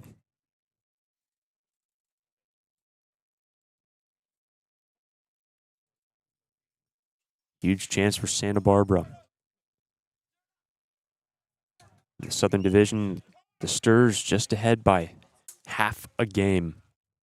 18-8, the Forster record. 17-8, the Oaks record. 2-1 pitch, right side. It's Johnson, but over to Falskin, and a nice play by the second baseman. Could have gone easily over his head. They get the out at first, but Mumon brings home the tying run. Esker from third will plate the second run of the day. Tied game in the 5th. Yeah, aggressive base running paying off for the Stars. I haven't been able to say that recently, but stolen base to second, and then mistake from Beloin to advance Esker to third, and just like that, a simple fielder's choice allows Esker to tie this game, and nice job by Easton Mumon to advance the runner. So 2 down. Base is clear. Here is Brenton Clark. Clark will take a strike on the outside corner. 0-1. So the Sturs, after the leadoff single from Esker, are able to capitalize. Remember, Santa Barbara left 3 stranded in the opening inning. Will that come back to haunt them? They just leveled the game 2 runs apiece. As the 0-1 to the first baseman, knocked down, but it is through into right field, and Brenton Clark is aboard with 2 out in the 5th. I don't know if, the Oaks put, Vaseline in their gloves, but a lot of these balls are falling in and out. Seen some balls go out of the glove of the catcher. Gonzalez over at short, and now the first baseman for Conejo, Johnson. A tough day defensively, and deal for Boulogne, who's a guy who does rely on groundouts to get those, to get batters down. It will be a hit for Brenton Clark, second time he is aboard. Batter is now Chamberlain. Takes on the corner. A strike, 0-1. First time Clark reached was on error in the opening inning. Was able to bring home a run on that occasion, so he's got an RBI today. Now has 11 on the season. And Clark is one of the bigger running threats. Here comes a 0-1. Have to wait.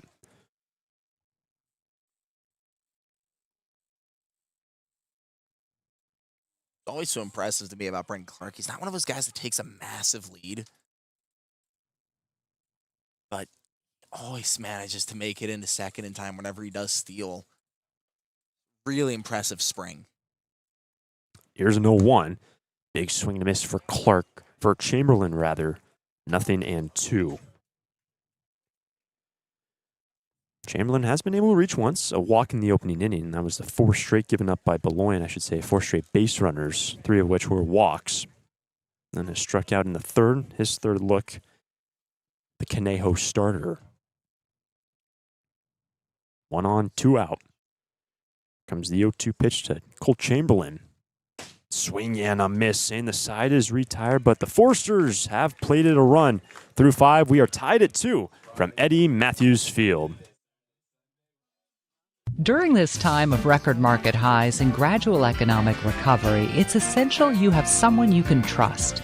For 10 consecutive years, the Santa Barbara News Press Reader's Choice Poll has awarded Tremblay Financial Services recognition for the financial guidance they provide their clients. Tremblay Financial Advisors continually educate their clients with new options and financial planning tailored fit to you. For more information or an appointment, call 569-1982 or log on to tremblayfinancial.com. Securities and advisory services offered through Centaurus Financial Inc., member FINRA and SIPC, a registered investment advisor. Tremblay Financial Services and Centaurus Financial are not affiliated companies. Investing involves risk, including potential loss of principal. No investment strategy can guarantee a profit or protect against a loss in periods of declining values.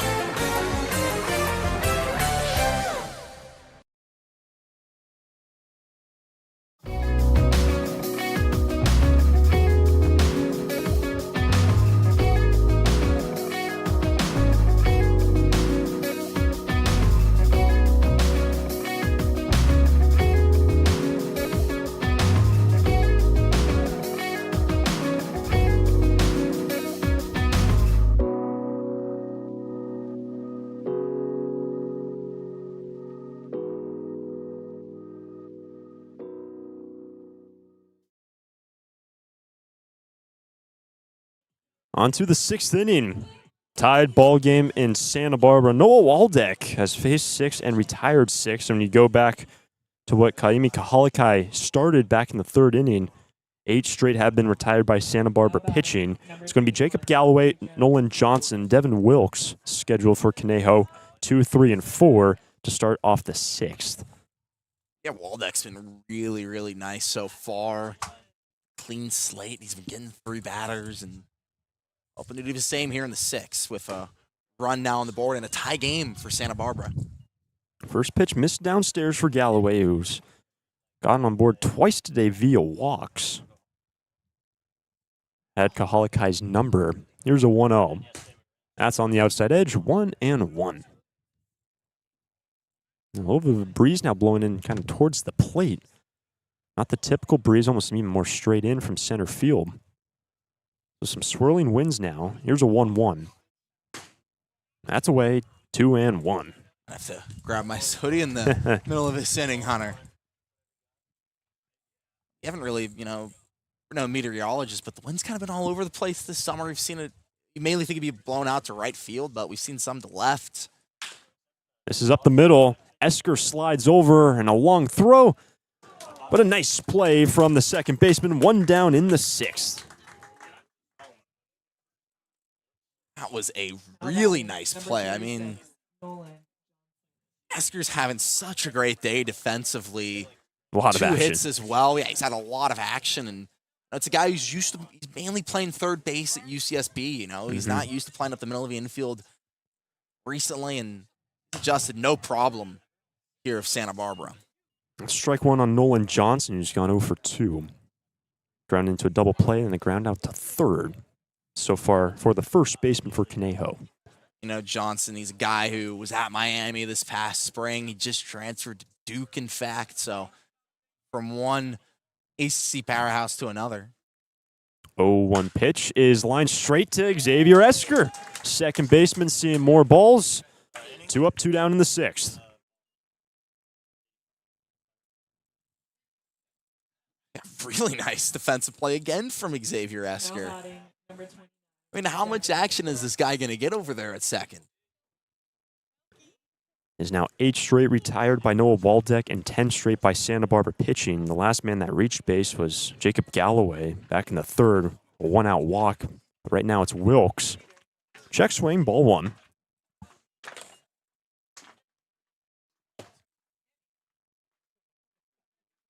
And a tied game. Waldeck took over after Kahalakai went 3. Started for Santa Barbara. When you look at Santa Barbara's pitching today, it comes a 1-0 now for Wilkes. It's down for ball 2. No one up in the pen, but we were told Waldeck would be the first man out of the pen. Other men that are available, Barfield, the lone lefty, 2 missed, and also Steele leaves in save situation late in the game. 2-0. On the corner, strike 1. And I mean, I don't want to be savant over here, but close game right now. Could be seeing him in a similar situation late on. 2-1 pitch is chopped on 1 high hop to Caleb Hoover. Waldeck covers, and another 1-2-3 inning for Noah Waldeck. He has retired 9 straight. Fantastic work from Waldeck through 5.5. Tied game, Eddie Matthews Field. It's out of here. It's tough to tell whether that's another Forester's home run or one of the many flights going out of the Santa Barbara airport. With 22 daily departures and 11 direct destinations, including Chicago, Dallas, Las Vegas, San Diego, and Seattle, there's no need to drive and fly when you can take off local at the Santa Barbara airport. Prepare for a departure from the usual travel experience. Choose SBA and depart differently. A proud partner of the Santa Barbara Foresters. Need a new copier for your office? Coastal Copy is the original copier dealer in the Tri-Counties and your authorized Kyocera dealer, offering complete sales, service, and supplies on a full line of Kyocera Task Alpha digital MFPs. And thanks to the latest in Kyocera mobile and cloud technology, we offer Kyocera's mobile print app, which allows you to access documents through your smartphone or tablet. Call us today to schedule your free assessment and quote. You'll see a difference because we go the distance. Call 1-800-995-8835.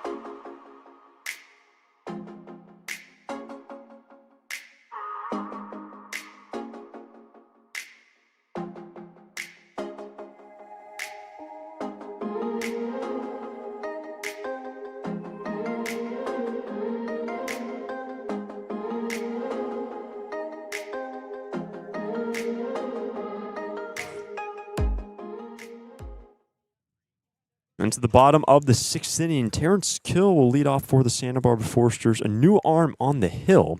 It's Regan Gale who will miss his first pitch to Kill. It will be 6, 7, and 8 scheduled in a tied game in the 6th. Another Westmont Warrior on the mound here for Conejo, tapping into the local guys against the Foresters. Just in his first 2 pitches, and Caden Beloyan will go 5. 5 hits, 2 runs, which were both earned. He walked 3 and struck out 6. The final line for the Conejo starter. Kill's ahead in the count. Here's a 2-0. Big cut. Strike 1.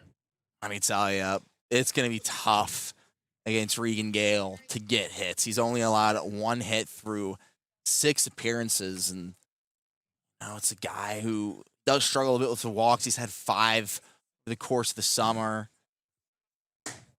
But in general, just a really effective arm out of the pen, yet to allow a run all summer long for the Oaks. He falls behind 3-1 to Terrence Kill, Hoover, and then Becker, if anyone reaches Coleman or Ryan. Then a tied game in the 6th. 3-1 pitch is upstairs. Ball 4 and a leadoff walk for the Sturs, and for the 2nd straight inning, they have their leadoff man aboard.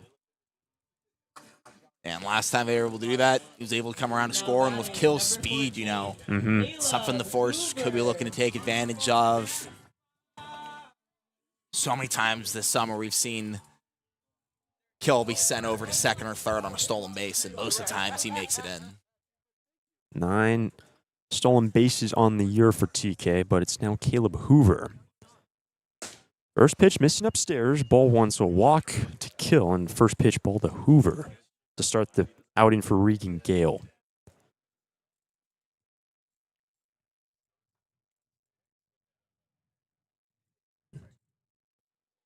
Comes the 1-0 to Hoover. There goes Kill. It's a ball, and Terrence Kill is down to 2nd safely in a stolen bag for Terrence.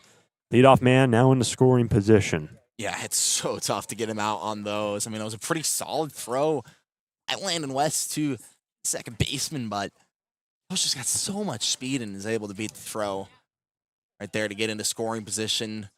I think a hit into the outfield could score TK to take the lead. Hoover already has a hit today. There's a fly out in the left and a base hit in the right center.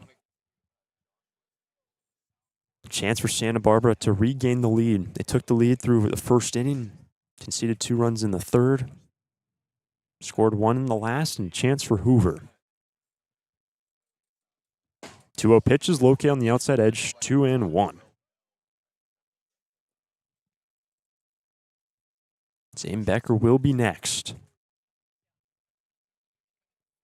A big opportunity for Santa Barbara for the 2nd straight inning, starting off in the exact same fashion. Leadoff man aboard, then a stolen base. That's inside. Now 3-1 for Hoover. Gale's falling behind. It's back-to-back batters. He let Hilda on via the walk, and now it's Hoover 3-1. Gale, the 3-1, is going to miss downstairs, and back-to-back walks given up by the first man out of the Conejo bullpen. Hoover is aboard for the 2nd time today. Now batting the catcher, number 17, Zane Becker. Feeling a little similar to that 1st inning from Beloin, where 4 straight Sturs were let on, mostly because of the walks, and 2 straight base on balls. Brings up Zane Becker, a guy who's excelled at taking pitches and getting on for free. 1st and 2nd, nobody out in a tied game. Becker looks to sacrifice, takes it away, ball 1.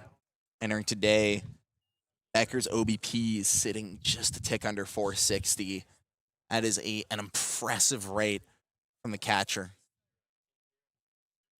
Good take on the first pitch from Gale. 1-0 pitch. Not bunting this time. 1-1. Right off the meat of the wood.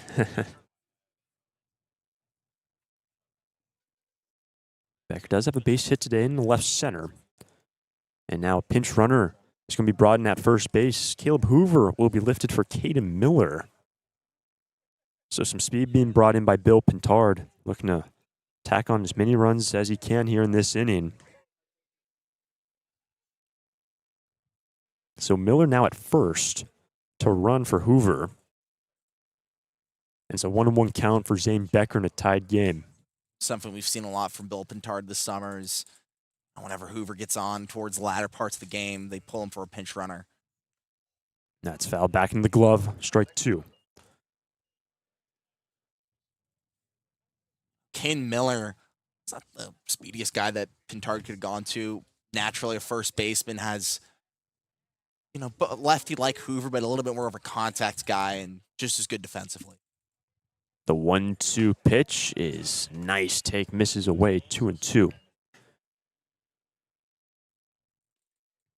After Becker will be Coleman Ryan. Huge chance for Santa Barbara to regain their lead. Comes a 2-2 pitch from Gale. Fouled off. Means 2-2. It's a guy in Gale who has mostly really only been able to go. They really only keep him in there for an inning. This has been a pretty. He's walked the first 2 batters he's faced. He's in a tight position here against Becker. Here comes the 2-2 to Zane. Up the middle. Here comes Gonzalez. No, it's going to be Falskin. Hucks it over to first, not in time. And the bases will be loaded. Nobody out in the 6th. You might have thought that was tailor-made double play, but it just kept on rolling over slowly. And, you thought maybe it would have been the shortstop Gonzalez to turn it for 2. Instead, Falskin kind of awkwardly scoops it up and tries to throw it over in time. And it's offline. Bases loaded. Nobody out here for the number 9 hitter, Coleman Ryan. Becker has his second hit of the day with the bases juiced. Huge chance for Santa Barbara. First pitch is upstairs for Ryan. Ball 1. Yeah, you got to be as patient as you can be. If you're Coleman Ryan, it's a guy who's struggled a bit. Find the zone and bases loaded. They have nowhere to put you. Gale's under the gun. 1-0 pitch is located 1-1. That's why you can't be mad at a take like that. It was low in the zone, just snuck in there. Only way you're swinging at something if you're Ryan is if it's kind of in the middle, around your hip area. Here comes a 1-1. Breaking ball is going to miss upstairs. Ball 2. And kill at third. Miller at second. Becker now at first. First 3 men have all reached base in this inning for the Sturs. Looking to do damage.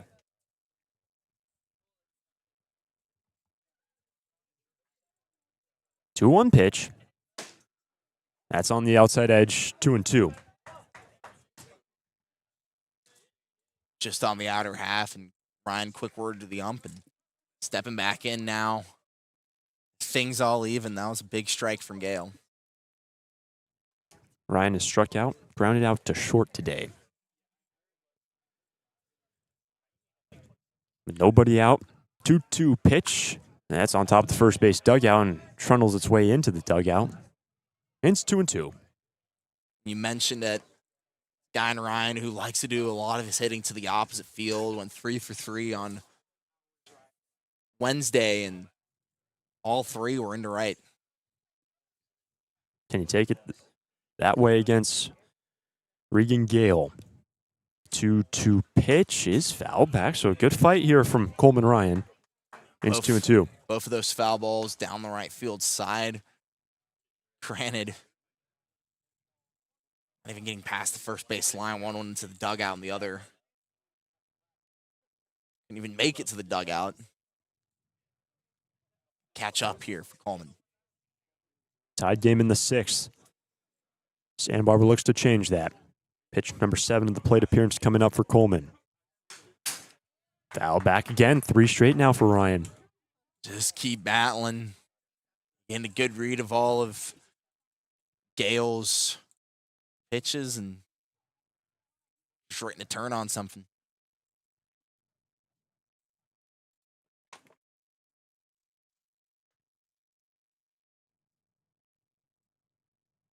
Pitch number 8 coming up to Coleman Ryan. It's a 2-2. Foul back. 4 straight now fouled off by Coleman Ryan. Identical to the last one as well, right to the backstop, just getting the bat to it. This is so frustrating if you're Regan Gale. And after you give up back-to-back walks and then infield single, you cannot take care of Coleman Ryan. Nobody out. Another 2-2 pitch, and that's over his head. Full count. Had a pitch to give, and that one way out of his zone, nearly hitting Ryan, who had to duck. This will be pitch number 10 of the plate appearance. Great speed at second and third with a kill and Miller. 3-2 to Ryan. Foul back, and we're going to see an 11th pitch. And for a guy in Gale who's only really gone an inning each appearance, this is, even if if you're Ryan, if you get out, it get productive out because you're eating up pitches, you're chomping away at the stamina of this guy who only really goes 1 inning. It is 3-2. Here comes pitch number 11. Fouled off. Remains 3-2. Crucially, all you do have to do if you're Coleman Ryan is just hit it into the outfield. You score a run, most likely, with kill speed at third. 11 pitches, not enough to take care of Coleman Ryan. The base is loaded in a tied game. Comes another 3-2 pitch. Pitch number 12, and Gale doesn't like what he sees.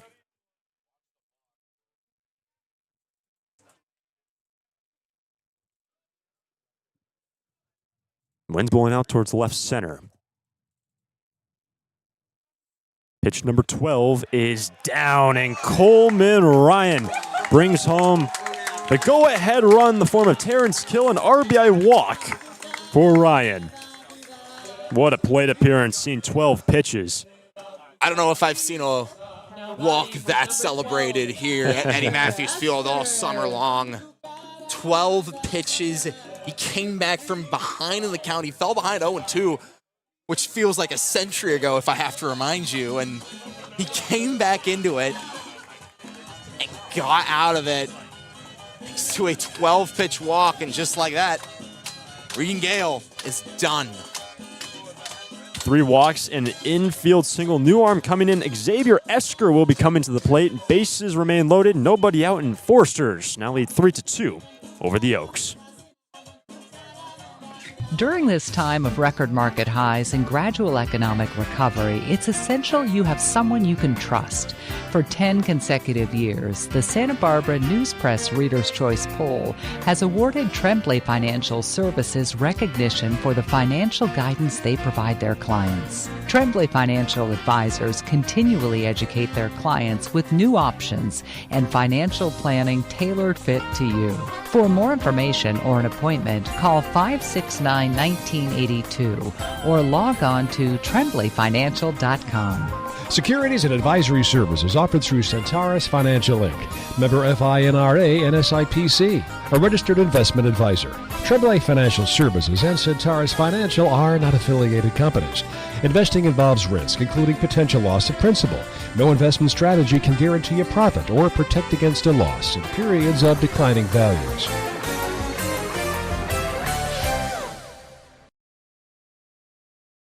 When it comes to your office equipment needs, call Coastal Copy. We're the largest independent office equipment dealership in the Tri-Counties, and as your locally owned authorized Savin dealer, Coastal Copy offers complete sales, service, and supplies on a full line of Savin digital copiers and MFPs, Savin color printers, digital duplicators, Savin wide format systems, digital presses, document management solutions, and more. That's Coastal Copy. You'll see a difference because we go the distance. Call 1-800-995-8835.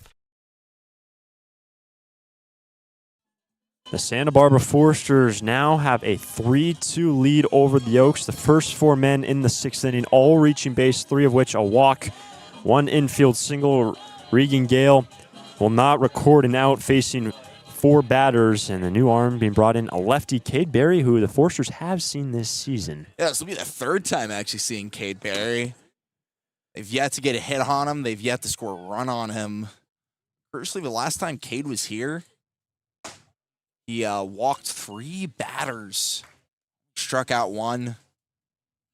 So a guy who, you usually like to go to the lefties against this lefty lineup, but facing righty here for Santa Barbara.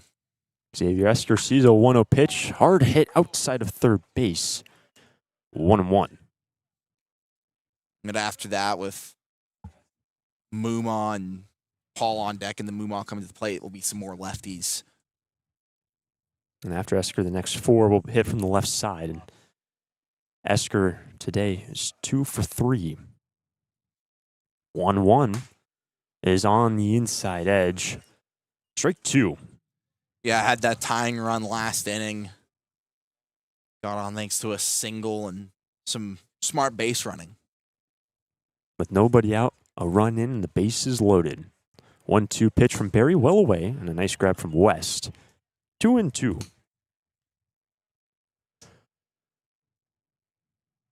Mick Paul will be next. How many can Santa Barbara tack on in this inning? First baseman playing in, it's Nolan Johnson. 2-2 pitch. Inside, full count. It's a breaking ball with a lot of movement from the lefty Barry, but Esker can not fold at all. A strike, and you have out number 1, a ball. There's a 4-2 Forster lead. The pitch is into left field, high towering fly ball. It's playable for Galloway. He will continue to drift back. Makes the squeeze, but Caden Miller will come home from third base, and a sacrifice fly for Xavier Esker is now a 4-2 Forster lead. Now batting the left fielder, number 15, Mick Paul. Yeah, nice job. All you needed to do if you're Xavier Esker, send it into the outfield. He can do a really good job of that, as we know, and maybe if the wind was a little different, that one could have, if it was a little hotter outside, it could have traveled a little more and perhaps go over the fence for a grand slam, but he'll take the RBI and crucially a 2-run lead here for the Foresters in the latter part of the game. Biggest lead of the day for Santa Barbara. Here's Mick Paul. Ball 1. Mick has a walk, grounded into a double play, struck out, and also on that walk came around to score the first run of the day. But is now a 4-2 Forester lead. At second remains Becker. At first is Coleman Ryan, who had the 12-pitch RBI walk that induced Regan Gale to be pulled out of the ball game. There's a 1-0. That's going to be a strike 1-1. Yeah, that was a great moment from Coleman Ryan. Just kept on battling. The crowd loved it. His dugout loved it, and gave them the lead, as you said. The lead is now 2. 2 runs in, first and second, 1 away. 1-1 pitch, breaking ball for a strike. Nothing, 1-2.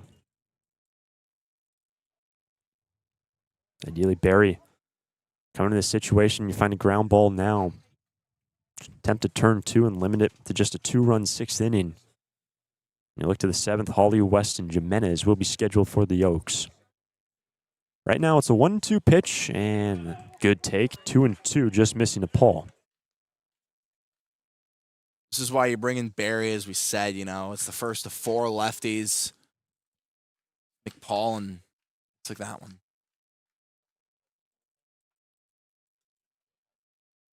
Two and 2 the count. Here comes the pitch from Barry. Upstairs, full count. Barry had a hard time locating here. It's like a batter in a row, getting to 3 balls. The Simi Valley native played with Pepperdine, the lefty reliever. Third base is open. 3-2 pitch, slicing down the left field line, out of play. Means 3-2.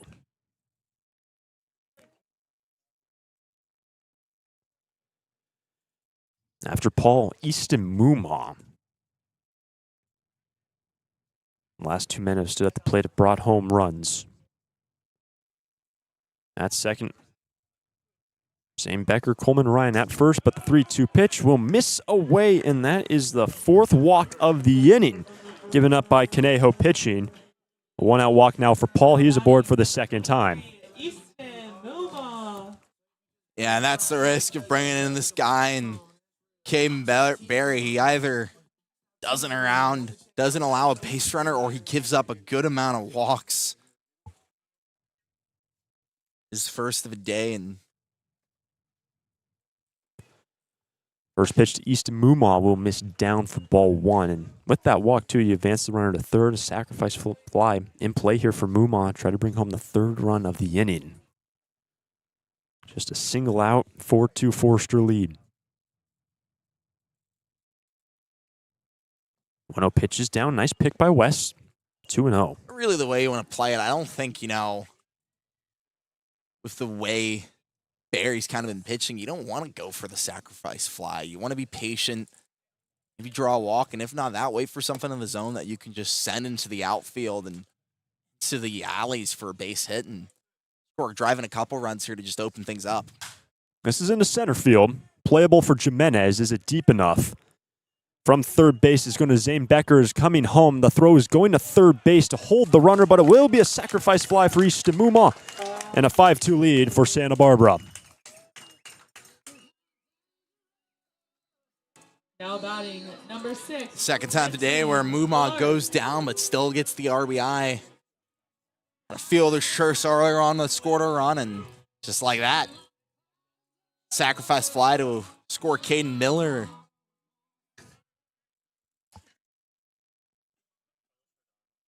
Third base open, 2 down, 3 runs in for the Sturs, and here is Brenton Clark. Brenton will see slider missing away for ball 1. Brenton does have an RBI today, and also a base hit. Ryan's at second, Paul at first, 5-2 Forester lead. Down left field line, slice and foul, 1-1. And Clark is the 8th batter of this inning. The inning started with a new pitcher, Regan Gale, couldn't record an out.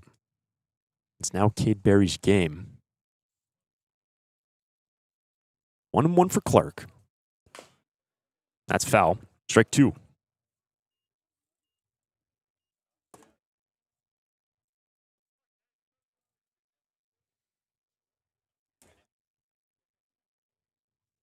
And if you've been with us since the start of this inning, first 4 men all reached base, and the first 3 have now come around to score.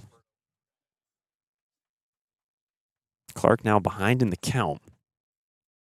Foresters lead by 3.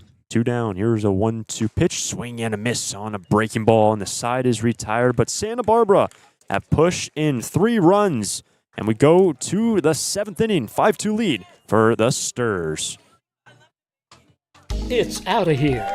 It's tough to tell whether that's another Forester's home run or one of the many flights going out of the Santa Barbara airport. With 22 daily departures and 11 direct destinations, including Chicago, Dallas, Las Vegas, San Diego, and Seattle, there's no need to drive and fly when you can take off local at the Santa Barbara airport. Prepare for a departure from the usual travel experience. Choose SBA and depart differently. A proud partner of the Santa Barbara Foresters.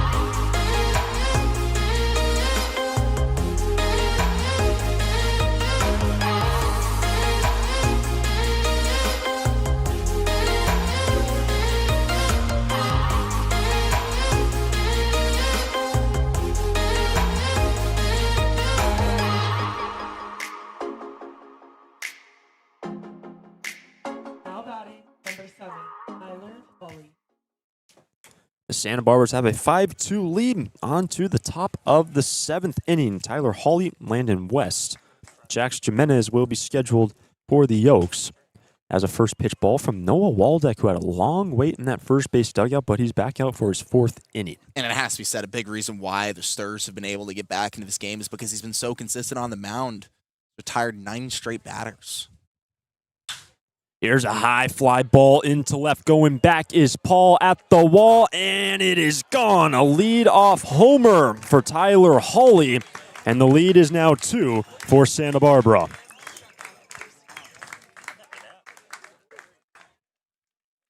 Second home run of the season for the third baseman. Is that what they call in the industry a commentator's curse?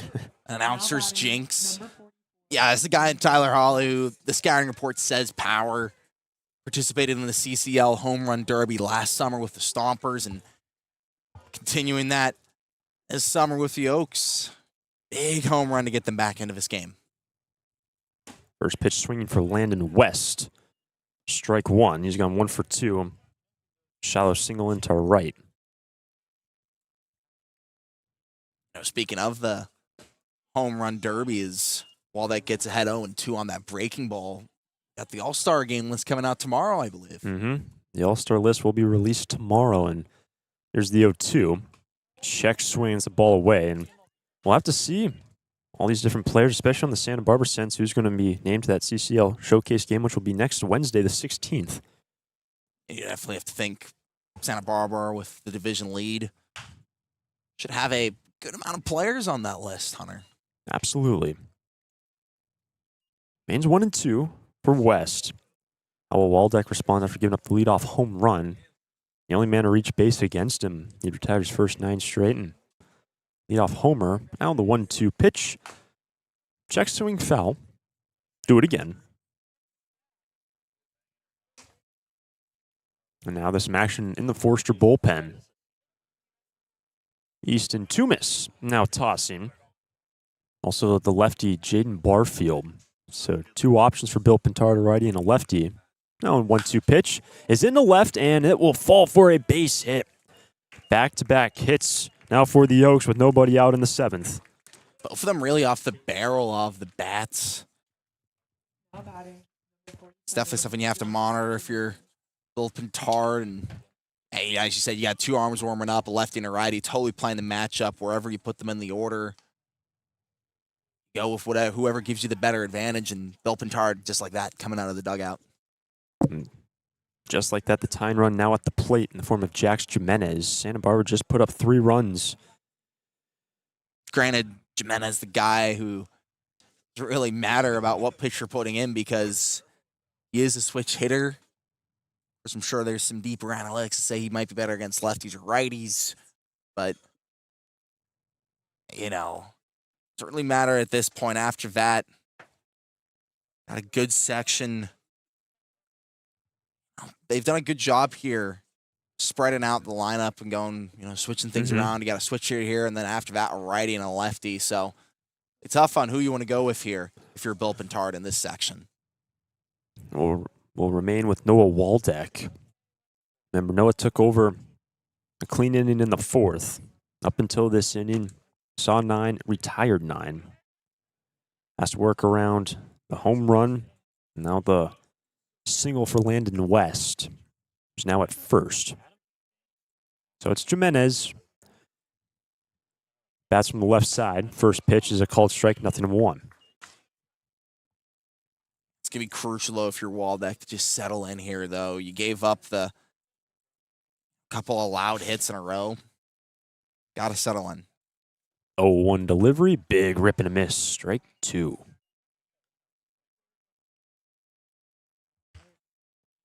After Jimenez will be Lucas Danielewicz with the tying run at the plate. In case you're wondering, West, who is at first. No attempted stolen bases on the year. 0-2 pitch from Waldeck.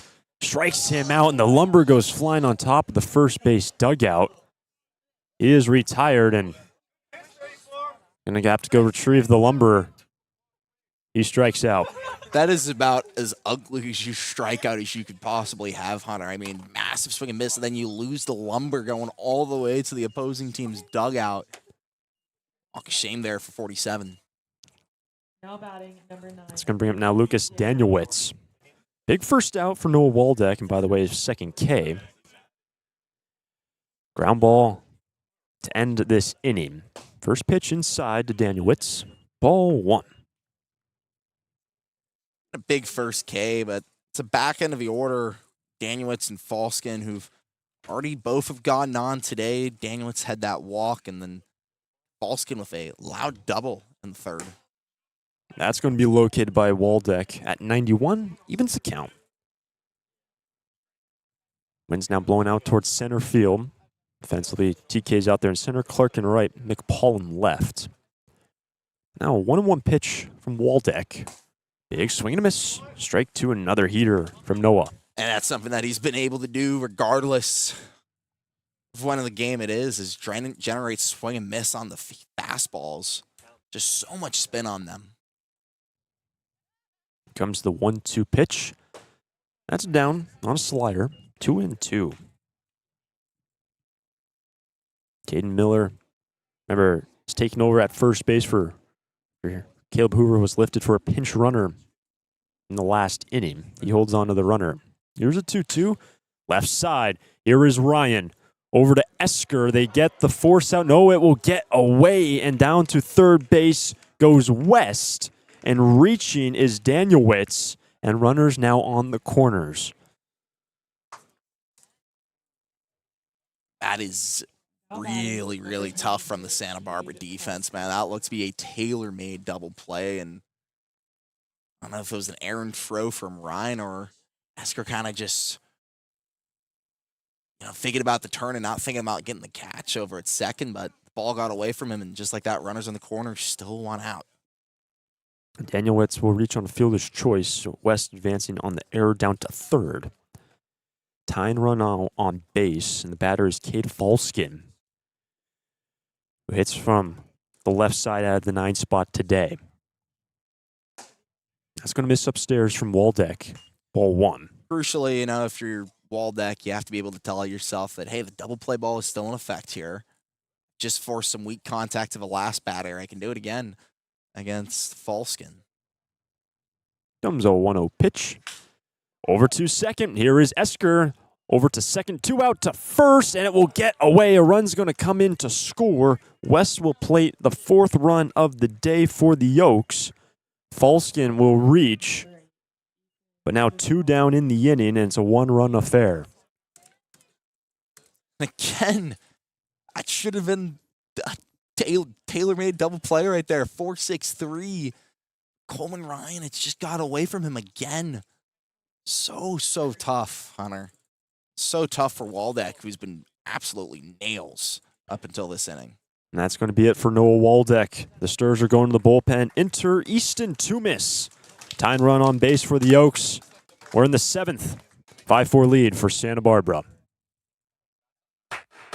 Lee & Sons Plumbing and Heating is proud to join the Foresters family of sponsors this season. I, Conan, a third-generation owner, was proud to coach for the Foresters for several seasons. Just like the Foresters are champs on the field, Lee & Sons are champs off it. We're experts in every type of plumbing and heating service and repair, from leaks and clogs to heaters and faucets. Strike out your plumbing problems by calling us at 805-965-9586. Lee & Sons, the champions of plumbing and heating. 805-965-9586. Stir it up.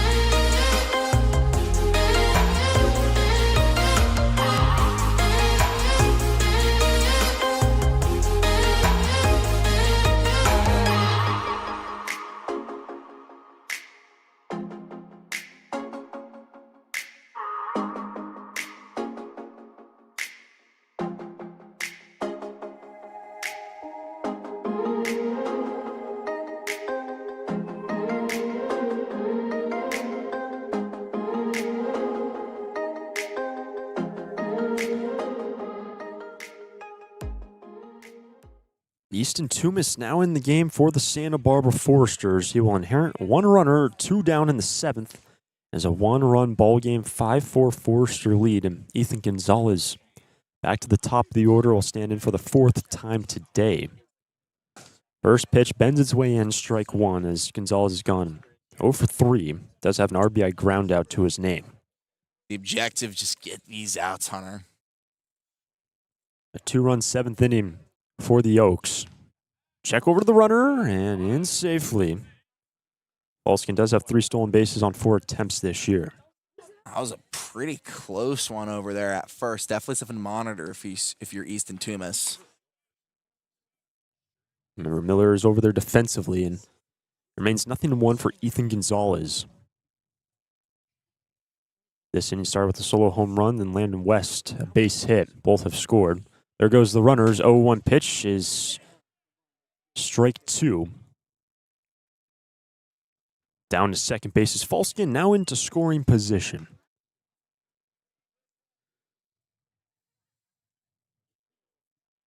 Fourth stolen base of the year for Falskin, and tying run now in scoring position.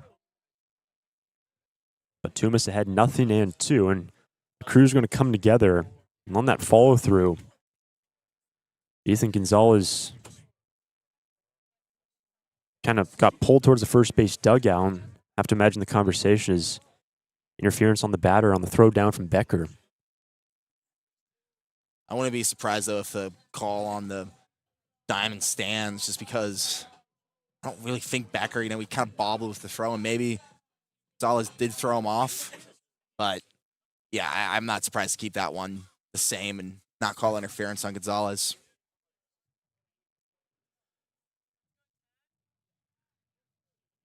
So Falskin is at second, 2 out in the 7th. 0-2 the count. 0-2 pitch to Gonzalez, popped up in the left. Back goes Ryan, in moves Paul, and it will be the left fielder to retire the side.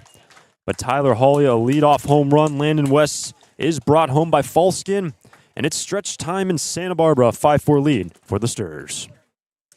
All right, fans, it's time to... It's out of here. It's tough to tell whether that's another Forester's home run or one of the many flights going out of the Santa Barbara airport. With 22 daily departures and 11 direct destinations, including Chicago, Dallas, Las Vegas, San Diego, and Seattle, there's no need to drive and fly when you can take off local at the Santa Barbara airport. Prepare for a departure from the usual travel experience. Choose SBA and depart differently. A proud partner of the Santa Barbara Foresters.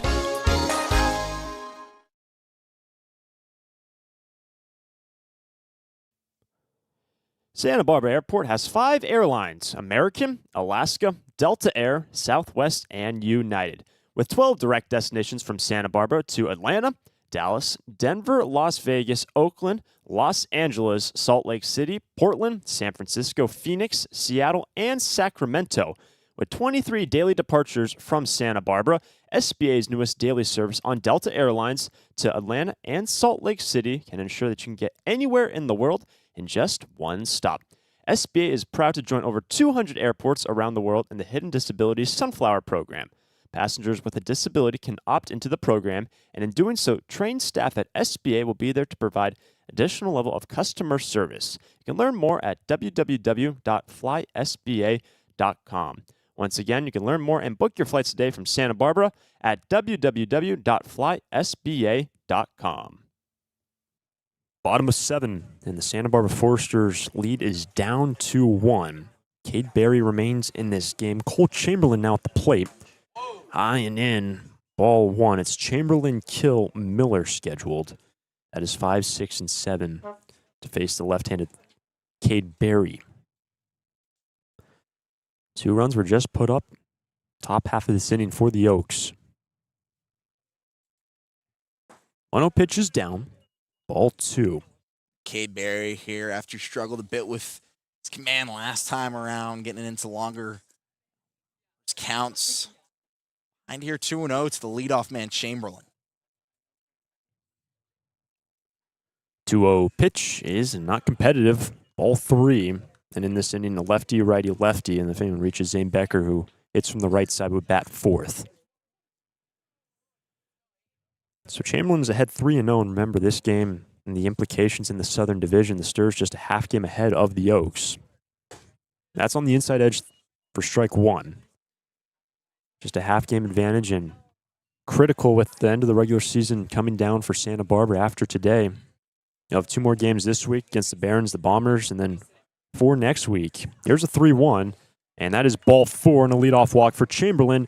Second time today he has reached via a walk. Yeah, that's why it's so crucial here in the 7th after, you gave up a couple of runs in the top of the inning. Come back with some runs of your own. You do trust yourself as the game goes on with this, back end of the bullpen that you have to get some outs and keep things, keep the lead, but never be too comfortable, and that's why guys like Terrence Kill and Cade Miller have to take advantage. It's fouled off the ankles of TK. Strike one. Kill has struck out, grounded to third, worked a walk, and scored a run today. He was the first of 4 straight batters reaching in the last inning. When 8 batters came around, it's 0-1 on the outside corner for strike 2. Chamberlain at first does have 3 stolen bases this season. But the 0-2 pitch, that's away. Ball 1. Good take from TK. Talk about the game advantage in the Southern Division, but also playing for the season series victory. Series tied 2 games apiece. That's ball 2 inside, 2-2. The 2 teams don't have a lot of history with each other. They don't really like each other. Do want to get that season series win. Barry fires home a 2-2 pitch. Full count. Just walked Chamberlain. 3-2 the count for Terrence Kill.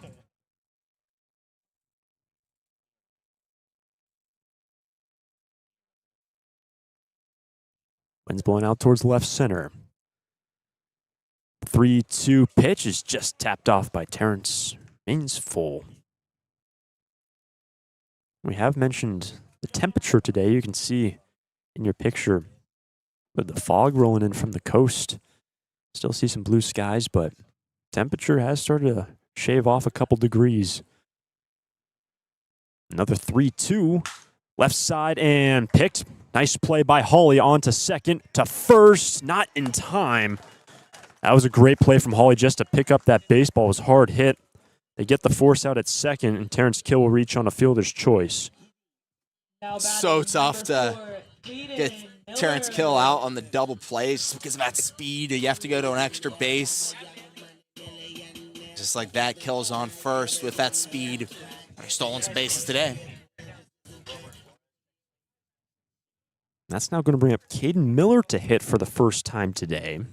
Came in to pinch run for Hoover in the last inning. And Kill left early, down to second base. And they got him. Good play by Cade Berry to step off, not balk. Catch TK out early, and now the base is clear, 2 out. So tough to steal on lefties, and if Cade Berry, and you see him take off, you're throwing right over, getting him caught in that pickle for the easy second out. Now the first pitch to Miller is rolled over to Johnson, covering his Berry, and the reliever just has to face 3 after a leadoff walk by Chamberlain. Berry takes care of business, and we're through 7. Santa Barbara on top 5-4 over the Oaks. Lee & Sons Plumbing and Heating is proud to join the Foresters family of sponsors this season. I, Conan, a third-generation owner, was proud to coach for the Foresters for several seasons. Just like the Foresters are champs on the field, Lee & Sons are champs off it.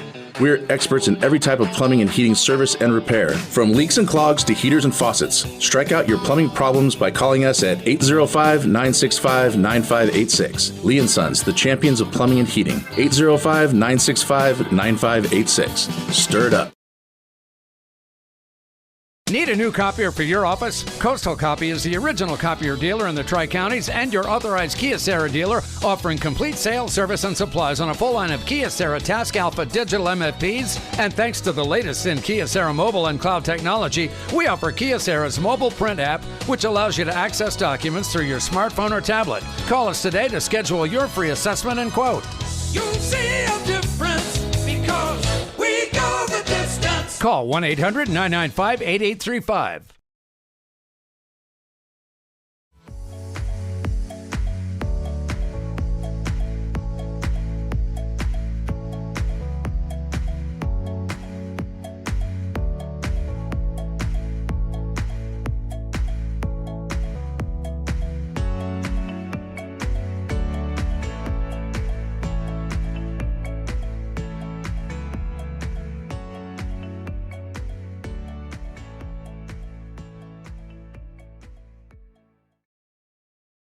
We are now on to the top of the 8th inning. Santa Barbara holding on to a one-run advantage. Easton Toomis will remain in this ball game. Came in with a runner on, 2 out. Got the out he needed in the last inning. We'll start off this clean inning. Galloway, Johnson, Wilkes, 2, 3, and 4 scheduled for Conejo. Just down by 1. Toomis coming in here in the 8th. Clean slate, but you got to be able to get some quick outs. First pitch will miss inside Galloway, who's 0 for 1, but has 2 walks. One time he recorded an AB, grounded out to second. Comes the 1-0 pitch to Jacob Galloway. And into left field, and it's straight to Mick Paul out in left. A line out to start the 8th inning, 1 away. Nice job getting a quick out one. I was kind of saying, the goal here for Easton Toomis is to hold the lead. The bat's back up in the 8th. Now, try and wrap things up here for Santa Barbara. First pitch will be a high strike to start the AB for Nolan Johnson. And currently we do see Jaden Barfield tossing the lone lefty. We also have Steele Eves available today. I believe I also saw JD Goodcase getting loose.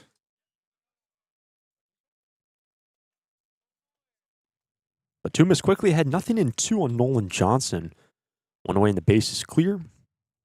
0-2 pitch into left field, falling quickly, and it will fall right in front of Mick Paul for a 1-out single for Johnson, and he reaches for the first time today. You saw the power on the bat of Johnson.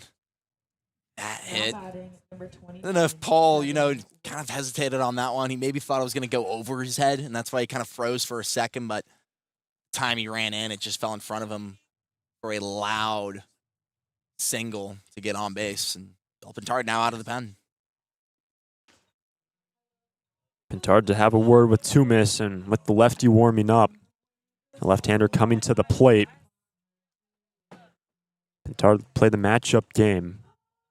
Something we've seen a lot from Pintard this summer, and was about to walk off the mound, but Pintard held him up. Jaden Barfield will be coming in out of the bullpen, entering your picture. And Easton Toomis, his day will be complete. New arm coming in, Jaden Barfield. He'll face Devin Wilkes, 1 on, 1 out, and a 1-run game in the 8th. During this time of record market highs and gradual economic recovery, it's essential you have someone you can trust. For 10 consecutive years, the Santa Barbara News Press Reader's Choice Poll has awarded Tremblay Financial Services recognition for the financial guidance they provide their clients. Tremblay Financial Advisors continually educate their clients with new options and financial planning tailored fit to you.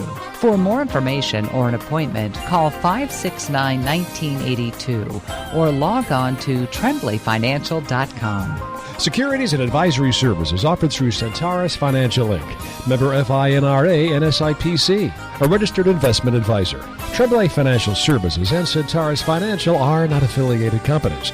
Investing involves risk, including potential loss of principal.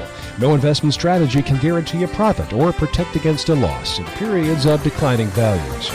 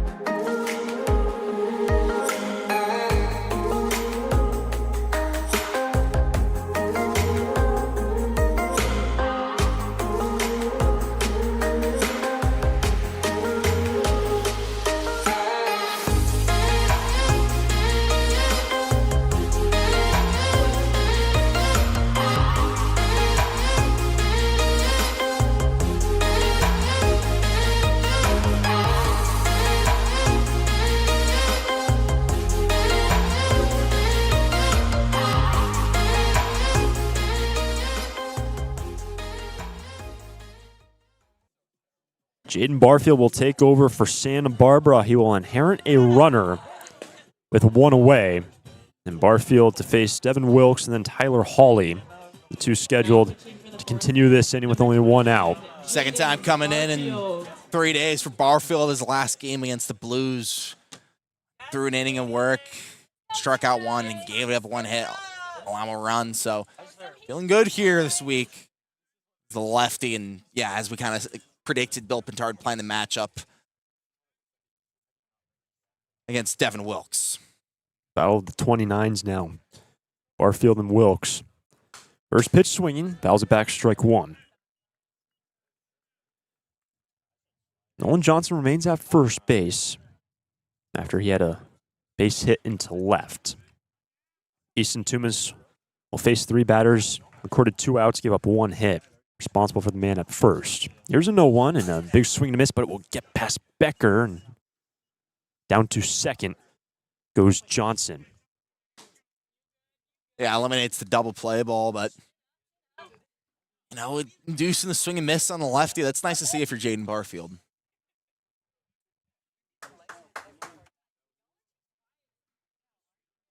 Man at second, 1 away. And here comes the 0-2 pitch to Wilkes. Strikes him out. Runner will hold. Becker did well and will retire the runner down at first base. 2 down. Beautiful slider. Jaden Barfield for the swing and strike 3. Now here comes the big test. You're going up against Tyler Hawley, who had the home run last time around. He's got the advantage on the lefty-righty matchup. Got to get past this if you're Barfield. Crucial. In case you're wondering, in the bottom half of this inning, Becker, Coleman Ryan, and Xavier Esker will be scheduled. First pitch to Tyler Hawley will miss down and away. From Jaden Barfield, ball 1.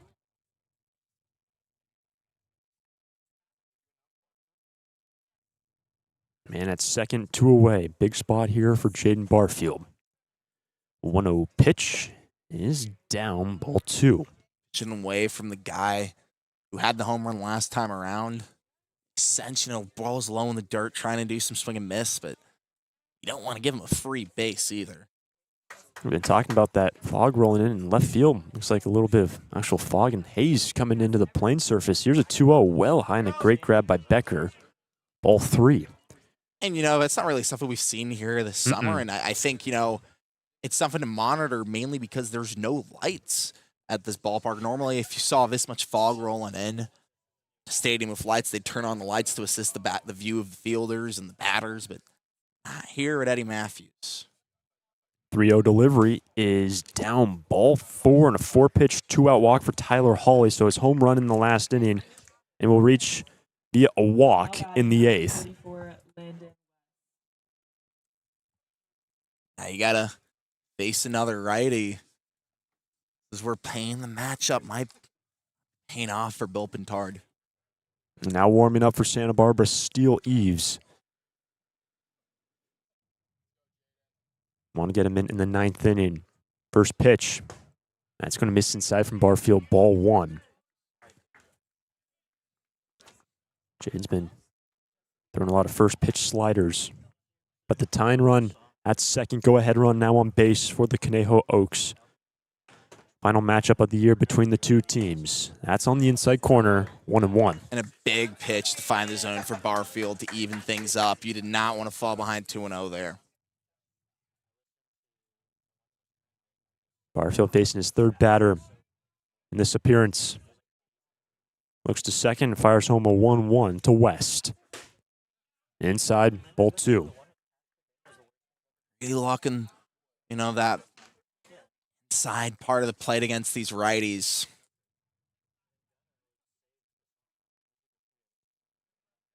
Two down, first and second. 2-1 pitch. Check swing and a nice delivery from Barfield, 2-2. Traditionally a strike away from getting out of this.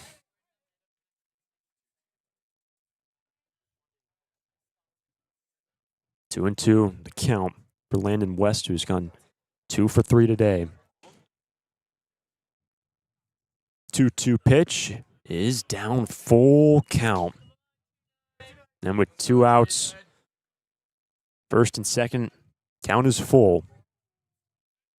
Runners are going to be on the move.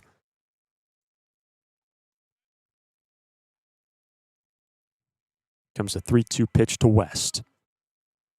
Into left field and down the line, into the corner. Johnson will score with ease. Hawley from first is coming around.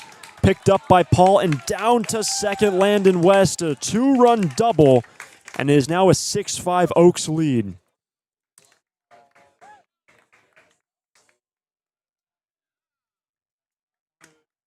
Barfield, the lefty, did his job getting the lefty Wilkes out, but after that, Hawley gets on, and Hawley got on, as I said, and then West just sends one down the line. That is a brutal hit and a massive one in this season. First pitch is a strike to Jax Jimenez. And Landon West now 3 for 4. Brought home 2 runs, his third and fourth RBIs of the season. And Conejo now have a 6-5 lead with 2 out in the 8th. That's going to get through Becker, and down to third base goes West. On the wild pitch is now 1-1 for Jimenez.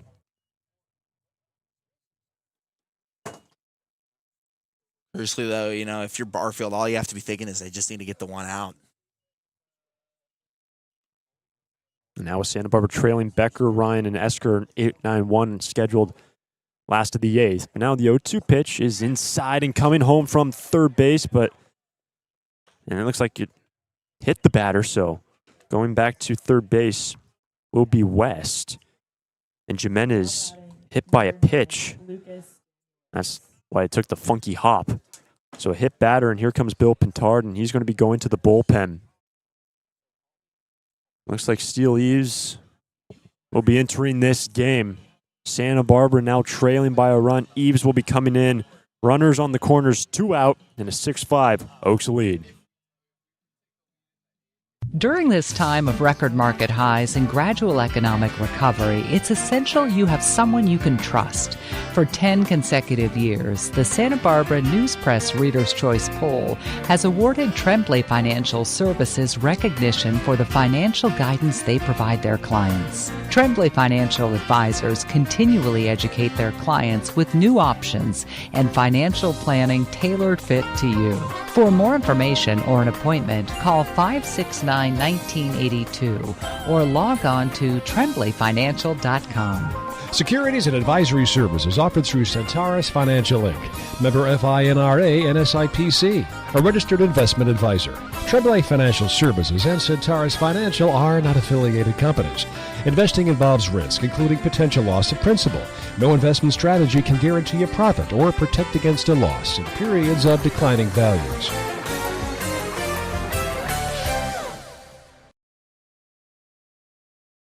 Need a new copier for your office? Coastal Copy is the original copier dealer in the Tri-Counties and your authorized Kyocera dealer, offering complete sales, service, and supplies on a full line of Kyocera Task Alpha digital MFPs. And thanks to the latest in Kyocera mobile and cloud technology, we offer Kyocera's mobile print app, which allows you to access documents through your smartphone or tablet. Call us today to schedule your free assessment and quote. You'll see a difference because we go the distance. Call 1-800-995-8835.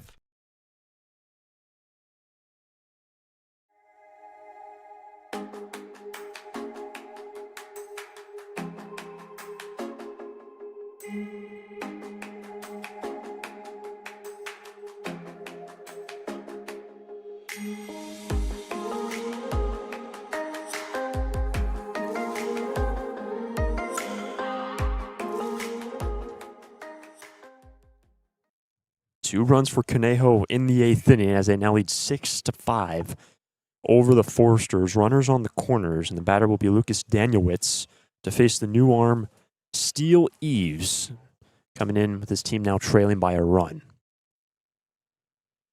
Looking for 1 out to take us to the bottom of the inning. Strike 1 on Danielewicz. Yeah, and man, Steele Eves has been so good this summer, as we've talked about so much. A league leading 4 saves.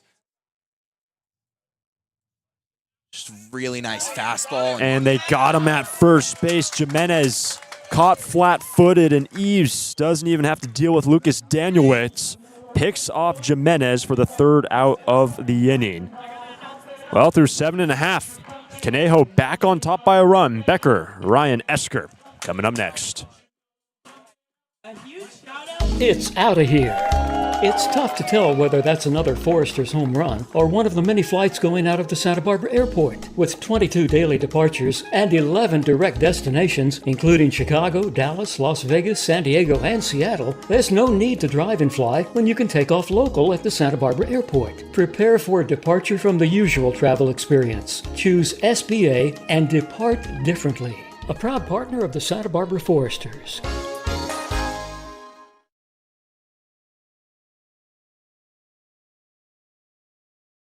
When it comes to your office equipment needs, call Coastal Copy. We're the largest independent office equipment dealership in the Tri-Counties, and as your locally owned authorized Savin dealer, Coastal Copy offers complete sales, service, and supplies on a full line of Savin digital copiers and MFPs, Savin color printers, digital duplicators, Savin wide format systems, digital presses, document management solutions, and more. That's Coastal Copy. You'll see a difference because we go the distance. Call 1-800-995-8835.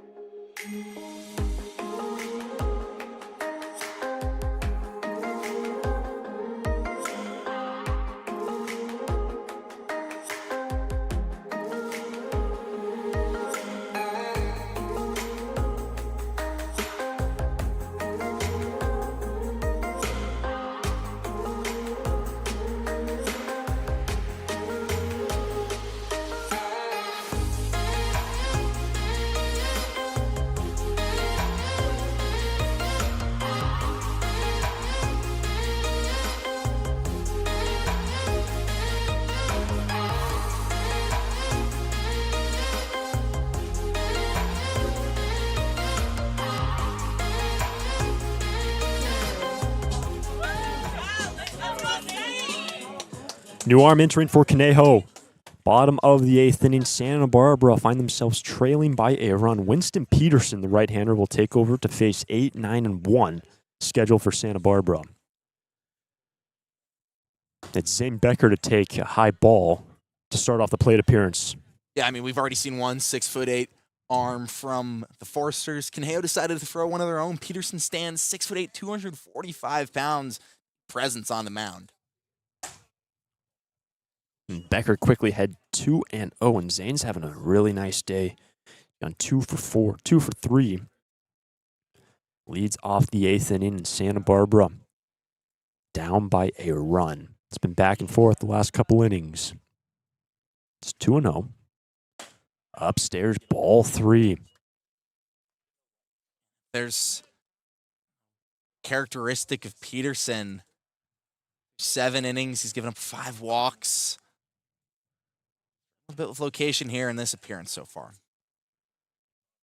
Comes the 3-0 pitch, and Becker will take a strike. 3-1. Should be said, the last time that Peterson came into a game, one of his toughest appearances of the summer, allowed 3 hits, walked 1, save against the Waves. 3-1 pitch is chopped outside of third. Count is now full, so well done from Peterson after falling behind. A 2-inning save at that, so maybe this is something that David Solis is kind of thinking in terms of Winston Peterson here out of the pen. Gets himself back in the count. 3-2 delivery to Zane Becker. He stays alive. Just able to tap it. Ryan on deck, and then the top of the order in the hole. And it's been a wild last couple innings since the 5th inning. We'll go through the breakdown of this entire game in just a moment. But another 3-2 pitch to the leadoff man, Becker. Into center field, long run for Jimenez, and it's into the gap. And Zane Becker is going to second base in a lead-off double. Becker is now 3 for 4 in a crucial lead-off double to start the 8th. Loud off the bat as well. Over the head of Jimenez out in center. Big leadoff single from the 8-hole hitter. And now you bring up Coleman Ryan, who obviously had that 12-pitch walk last time around. Feeling good here, Hunter. Peterson gives up the leadoff double to Becker. And it's now Coleman Ryan. And these teams have played crazy games before. Here comes a bunt. Hawley moves in, barehands it, and the throw is wide, but out. Nice play by Falskin, the second baseman covering. Made that look easy. Able to record the out, but the sacrifice complete. Becker down to third. Yeah, productive out, as we said, but, going back to the point I was kind of bringing, you think back to the last time the Foresters beat the Oaks, a game that was tied entering the 9th. Foresters put up 2 runs in that inning to take a commanding lead, and now the umpire's having a word because it looked like to me he did have his feet on the bag when he got it, but he fell off by the time the runner got there. That's the discussion they're having over there at first. They'll be going with the play on the field. Out. But Becker is at third. Tying run 90 feet away, and Xavier Esker. Let's not forget what he has done today in recent games. He is 2 for 3 today, has a sac fly, has played it a run himself. But remember, with this fog rolling in, the air is much heavier than it was earlier in the day. Don't even tell Zane Becker that, though, on that double. That's true. First pitch missing upstairs at 88. Ball 1 to Xavier Esker. But to that point, maybe if it was a little hotter out, that one's going over the fence.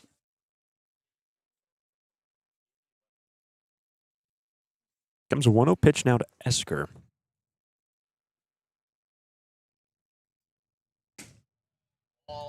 Away for ball 2. Peterson trying to play with the timing of Esker there, taking a couple extra seconds on the mound, but Xavier winning no part in that. Batter on deck is Mick Paul. Santa Barbara trailing by a run. 2-0 pitch is in the air to right. Hard hit. Daniel Witt's going back. It's playable for him. Makes the squeeze, and tagging up at third base is Zane Becker. And it's going to be a sacrifice fly. We are tied at 6 in the 8th. Another sac fly for Xavier Esker. Had one last inning and ties it up here. That's a big run for Santa Barbara. And a big game. 2 out, and the base is clear to decide who wins, or I should say who's in command of the CCL Southern Division. Currently, Santa Barbara Foresters just a half-game edge over the Oaks. It's going to be Paul to stand in. 2 out, base is clear. He's going to take a strike. 0-1. Pulled around a bunt that time around, interestingly enough. Paul today has gone 0 for 2, but has 2 walks and a run scored. Tied game now in the 8th. Comes a strike 1 pitch to Mick Paul. Bends its way in, strike 2.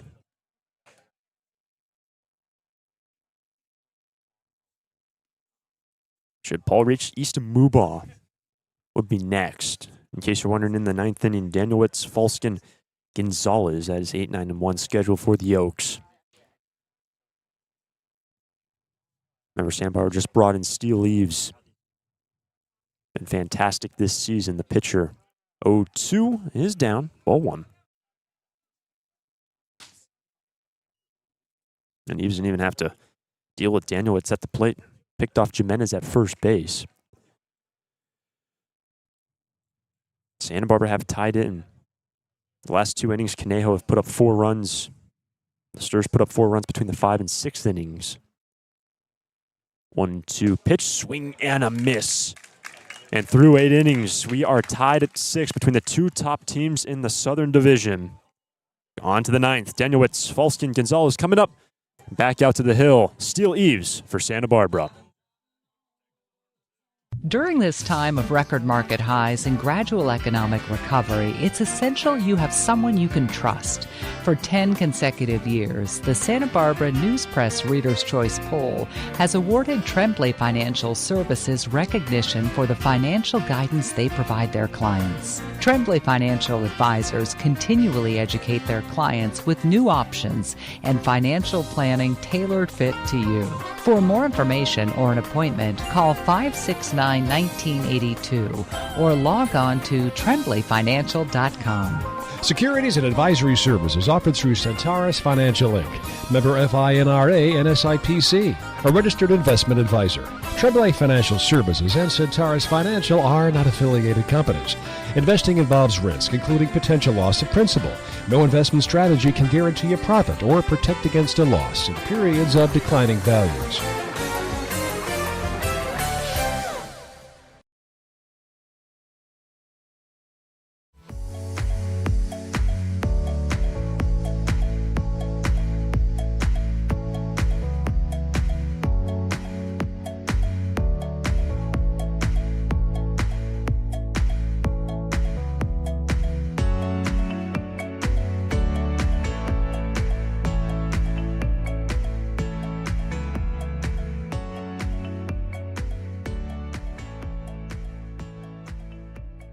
Now into the 9th inning, Lucas Danielewicz will lead off. He was standing in when the inning ended in the last. Steel Eaves was able to pick off the runner at first to end the inning, but a tied game to start the 9th. 6 runs apiece, 8, 9, and 1 scheduled against Steel. Santa Barbara did its job in the last inning to tie the game. Steel Eaves got to do his job, his end of the bargain, and get 3 outs. 1-1 count for Danielewicz, who's gone 0 for 2 today with a walk. He's going to take the cutter for a strike from Eaves, 1-2. Crucially for Steel working with a clean slate here. Already a hair 1-2. Swing and a miss. Strikes out the first man he faces in the 9th. 1 away. This is his 6th appearance. Summer, and just like that, every single time he's come in, he's gotten a man to strike out. That's now going to bring up Cade Falston. He's had a productive day at the 9 spot today. Double, a run scored, and a ground out 3-1, and had an RBI fielder's choice. First pitch, will miss inside on the fastball at 92 from Steel, ball 1. It's a fastball that looks faster than 92 just because of the speed that it's the spin rate, that it gets on it. Right side, a 1 hopper to Esker, and 2 quick outs for Steel Eaves in the 9th. Quick outs as well, crucially. Want to get the bats back up while they're hot. It'll be 3, 4, and 5 for the Foresters, Muma, Clark, and Chamberlain. And if anyone's able to reach the man behind that, Terrence Kill. First pitch now missing upstairs to the top of the order, and Ethan Gonzalez, ball 1. But you got to get through Gonzalez here. 1-0 pitch from Eaves is a cutter for a strike, 1-1.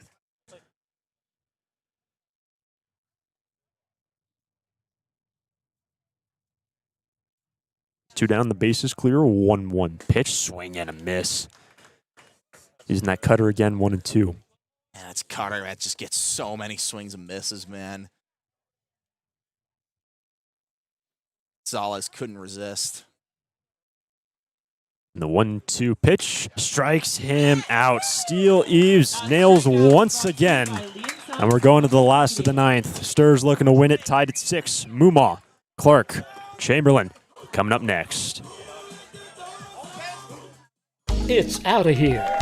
It's tough to tell whether that's another Foresters home run or one of the many flights going out of the Santa Barbara airport. With 22 daily departures and 11 direct destinations, including Chicago, Dallas, Las Vegas, San Diego, and Seattle, there's no need to drive and fly when you can take off local at the Santa Barbara airport. Prepare for a departure from the usual travel experience. Choose SBA and depart differently. A proud partner of the Santa Barbara Foresters.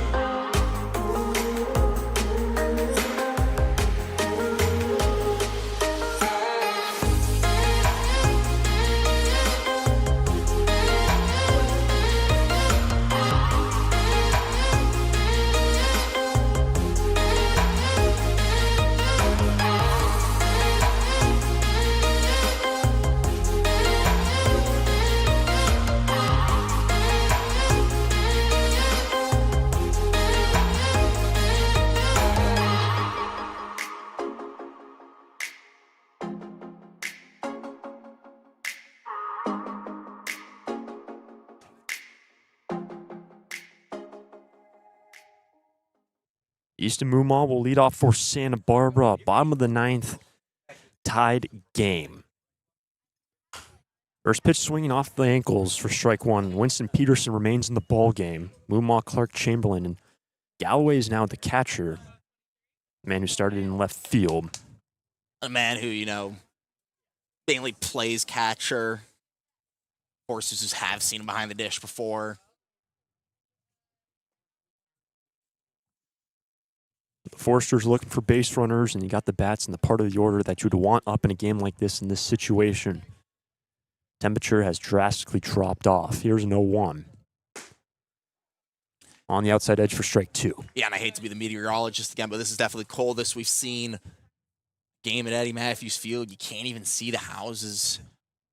The mountain out and right, and barely can see them on the left. 2 pitch now to Easton Moomaw leading off the bottom of the ninth.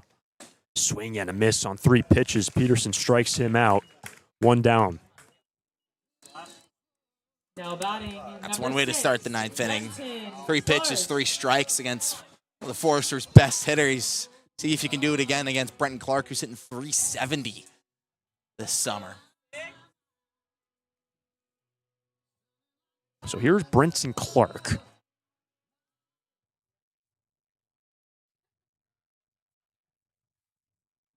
One away and the base is clear. If anyone can get on base, it's going to be this man. On base percentage entering today, .539. He has a hit. Also reached on error, which gave him an RBI. Line out to third and a strikeout. Comes a 1-0 pitch to Brenton. Strike one.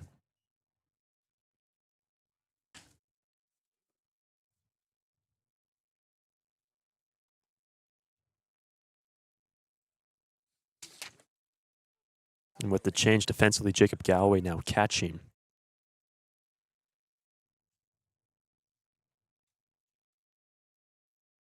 Isaac Veal now in left field. That's strike 2 on Brenton Clark. And Veal might have to expect a ball over there to him. We love how Brenton Clark loves balls into opposite field, and Veal currently stands out in the left. Clark's going to have to fight his way out of this one. Down 1-2. The base is clear. That's upstairs. 2-2. Old Chamberlain is on deck. 2-2 the count for Brenton. Another lefty from Chamberlain on deck. But right now it's 2-2. That's upstairs, full count.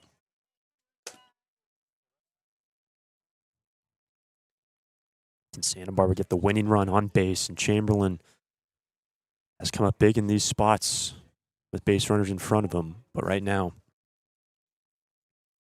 huge 3-2 pitch to Brenton Clark. Stays alive. Do it again.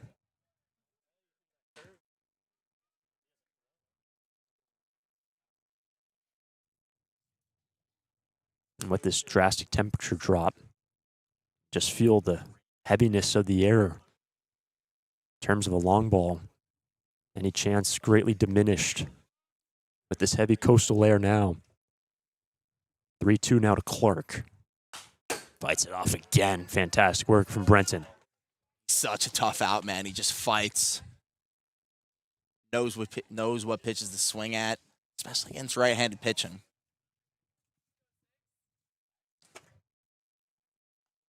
And we just said it, but Clark has a single and was able to reach on error. Can he get on base here and put the tying run on base for Santa Barbara? The winning run on base for the Sturs. 3-2 pitch.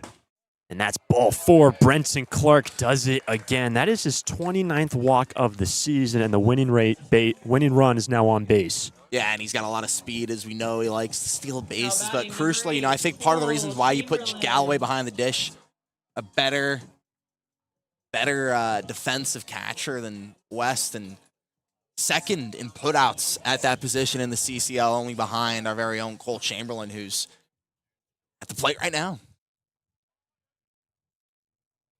So 1-on, 1-out. Winning run now at first for Santa Barbara. First pitch to Cole, misses away. And we've been talking about the running game, Cole, throughout this game. We have seen some stolen bases, also some men caught stealing. The new arm behind the plate, new catcher, Brenton Clark. Would you see him run here? Well, they're going to do everything in their power to keep him at first. I'll tell you that much. Check over to Clark on the bag. For Chamberlain today, he's gone 0 for 2, but he has 2 walks. And Terrence Kill stands on deck. Here comes a 1-0 pitch to Chamberlain. That's missing upstairs. Ball 2 and a good count for Cole. Seen Cole with a couple clutch hits as well. You think back to that game against Oreo Secco last Saturday, where he had the 2-run double to give the team a lead in the, I believe it was the 7th inning. He's been on some great form. 2-0 pitch. Not competitive. Ball 3. Yeah, not a chance. You're swinging at that one. A breaking ball that did not break. I don't think we'll see a swing here from Chamberlain.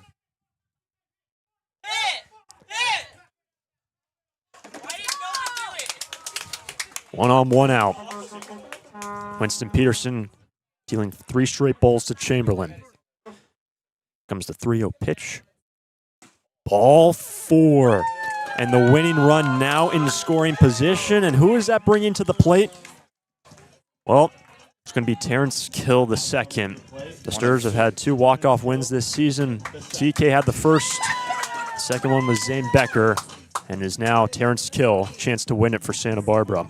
Yeah, but, it's not just a walk-off. He's had clutch hits against this very Oaks team. I mean, it was a 2-run double in the top of the 9th. Last time the Foresters won a game against Conejo. Hoping to do it again. First pitch is a strike. High strike at that for Peterson, 0-1. Just 1 out in the inning. Winning run now at second for Santa Barbara. 0-1 pitch to Terrence Kill. There goes the runners. Throw down to third is gonna be late. And a double steal for Santa Barbara. And the winning run 90 feet away. Entering today, Hunter, we talked about how the Foresters, weren't being aggressive on the base path. They weren't really stealing bases, and the double steal, the bottom of the 9th in a tied game, I mean, that's about as aggressive as it can get. Opens up a whole lot more now for Terrence Kill. 1-1. Strike 2.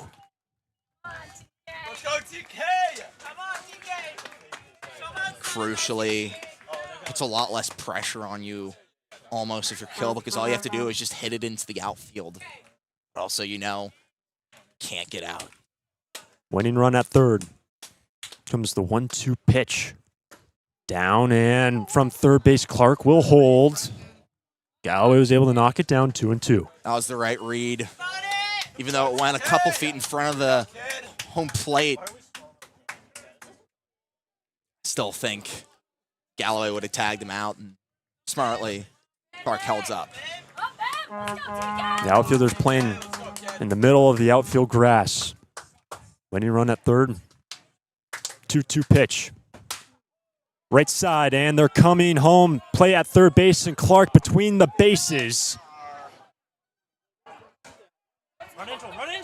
And Clark evades the tag. He's coming home. He's safe, and Santa Barbara has won it. Brenton Clark. What base running from number 6, and Santa Barbara has won it 7-6 in the ninth.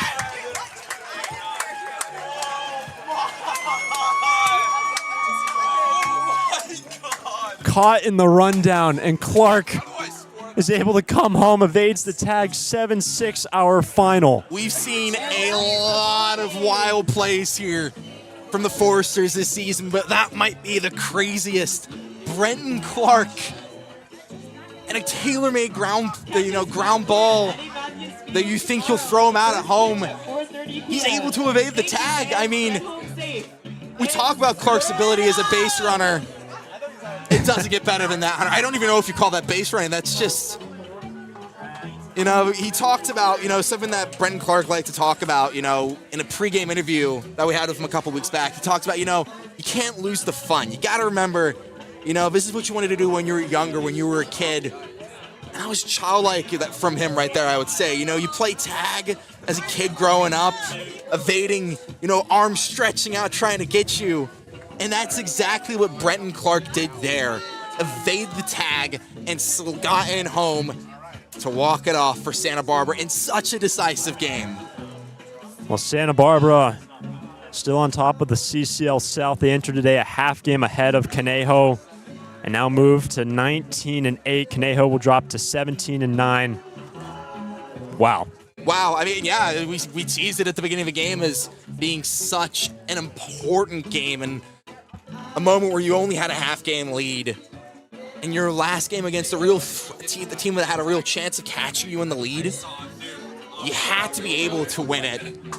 And the Foresters, like they've done so many times this season, in close games, in important games, they find ways to win it, and that's the makings of a great ball team, Hunter.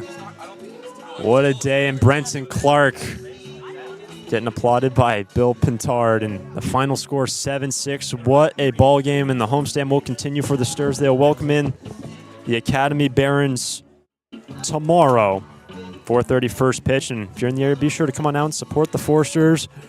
What a day of baseball jubilation for the Sturs. Final score 7-6, and for the entire team, the entire staff, for Nate Martin, I am Hunter Schumig saying so long from Eddie Matthews Field. We'll see you tomorrow when the Sturs are back in action.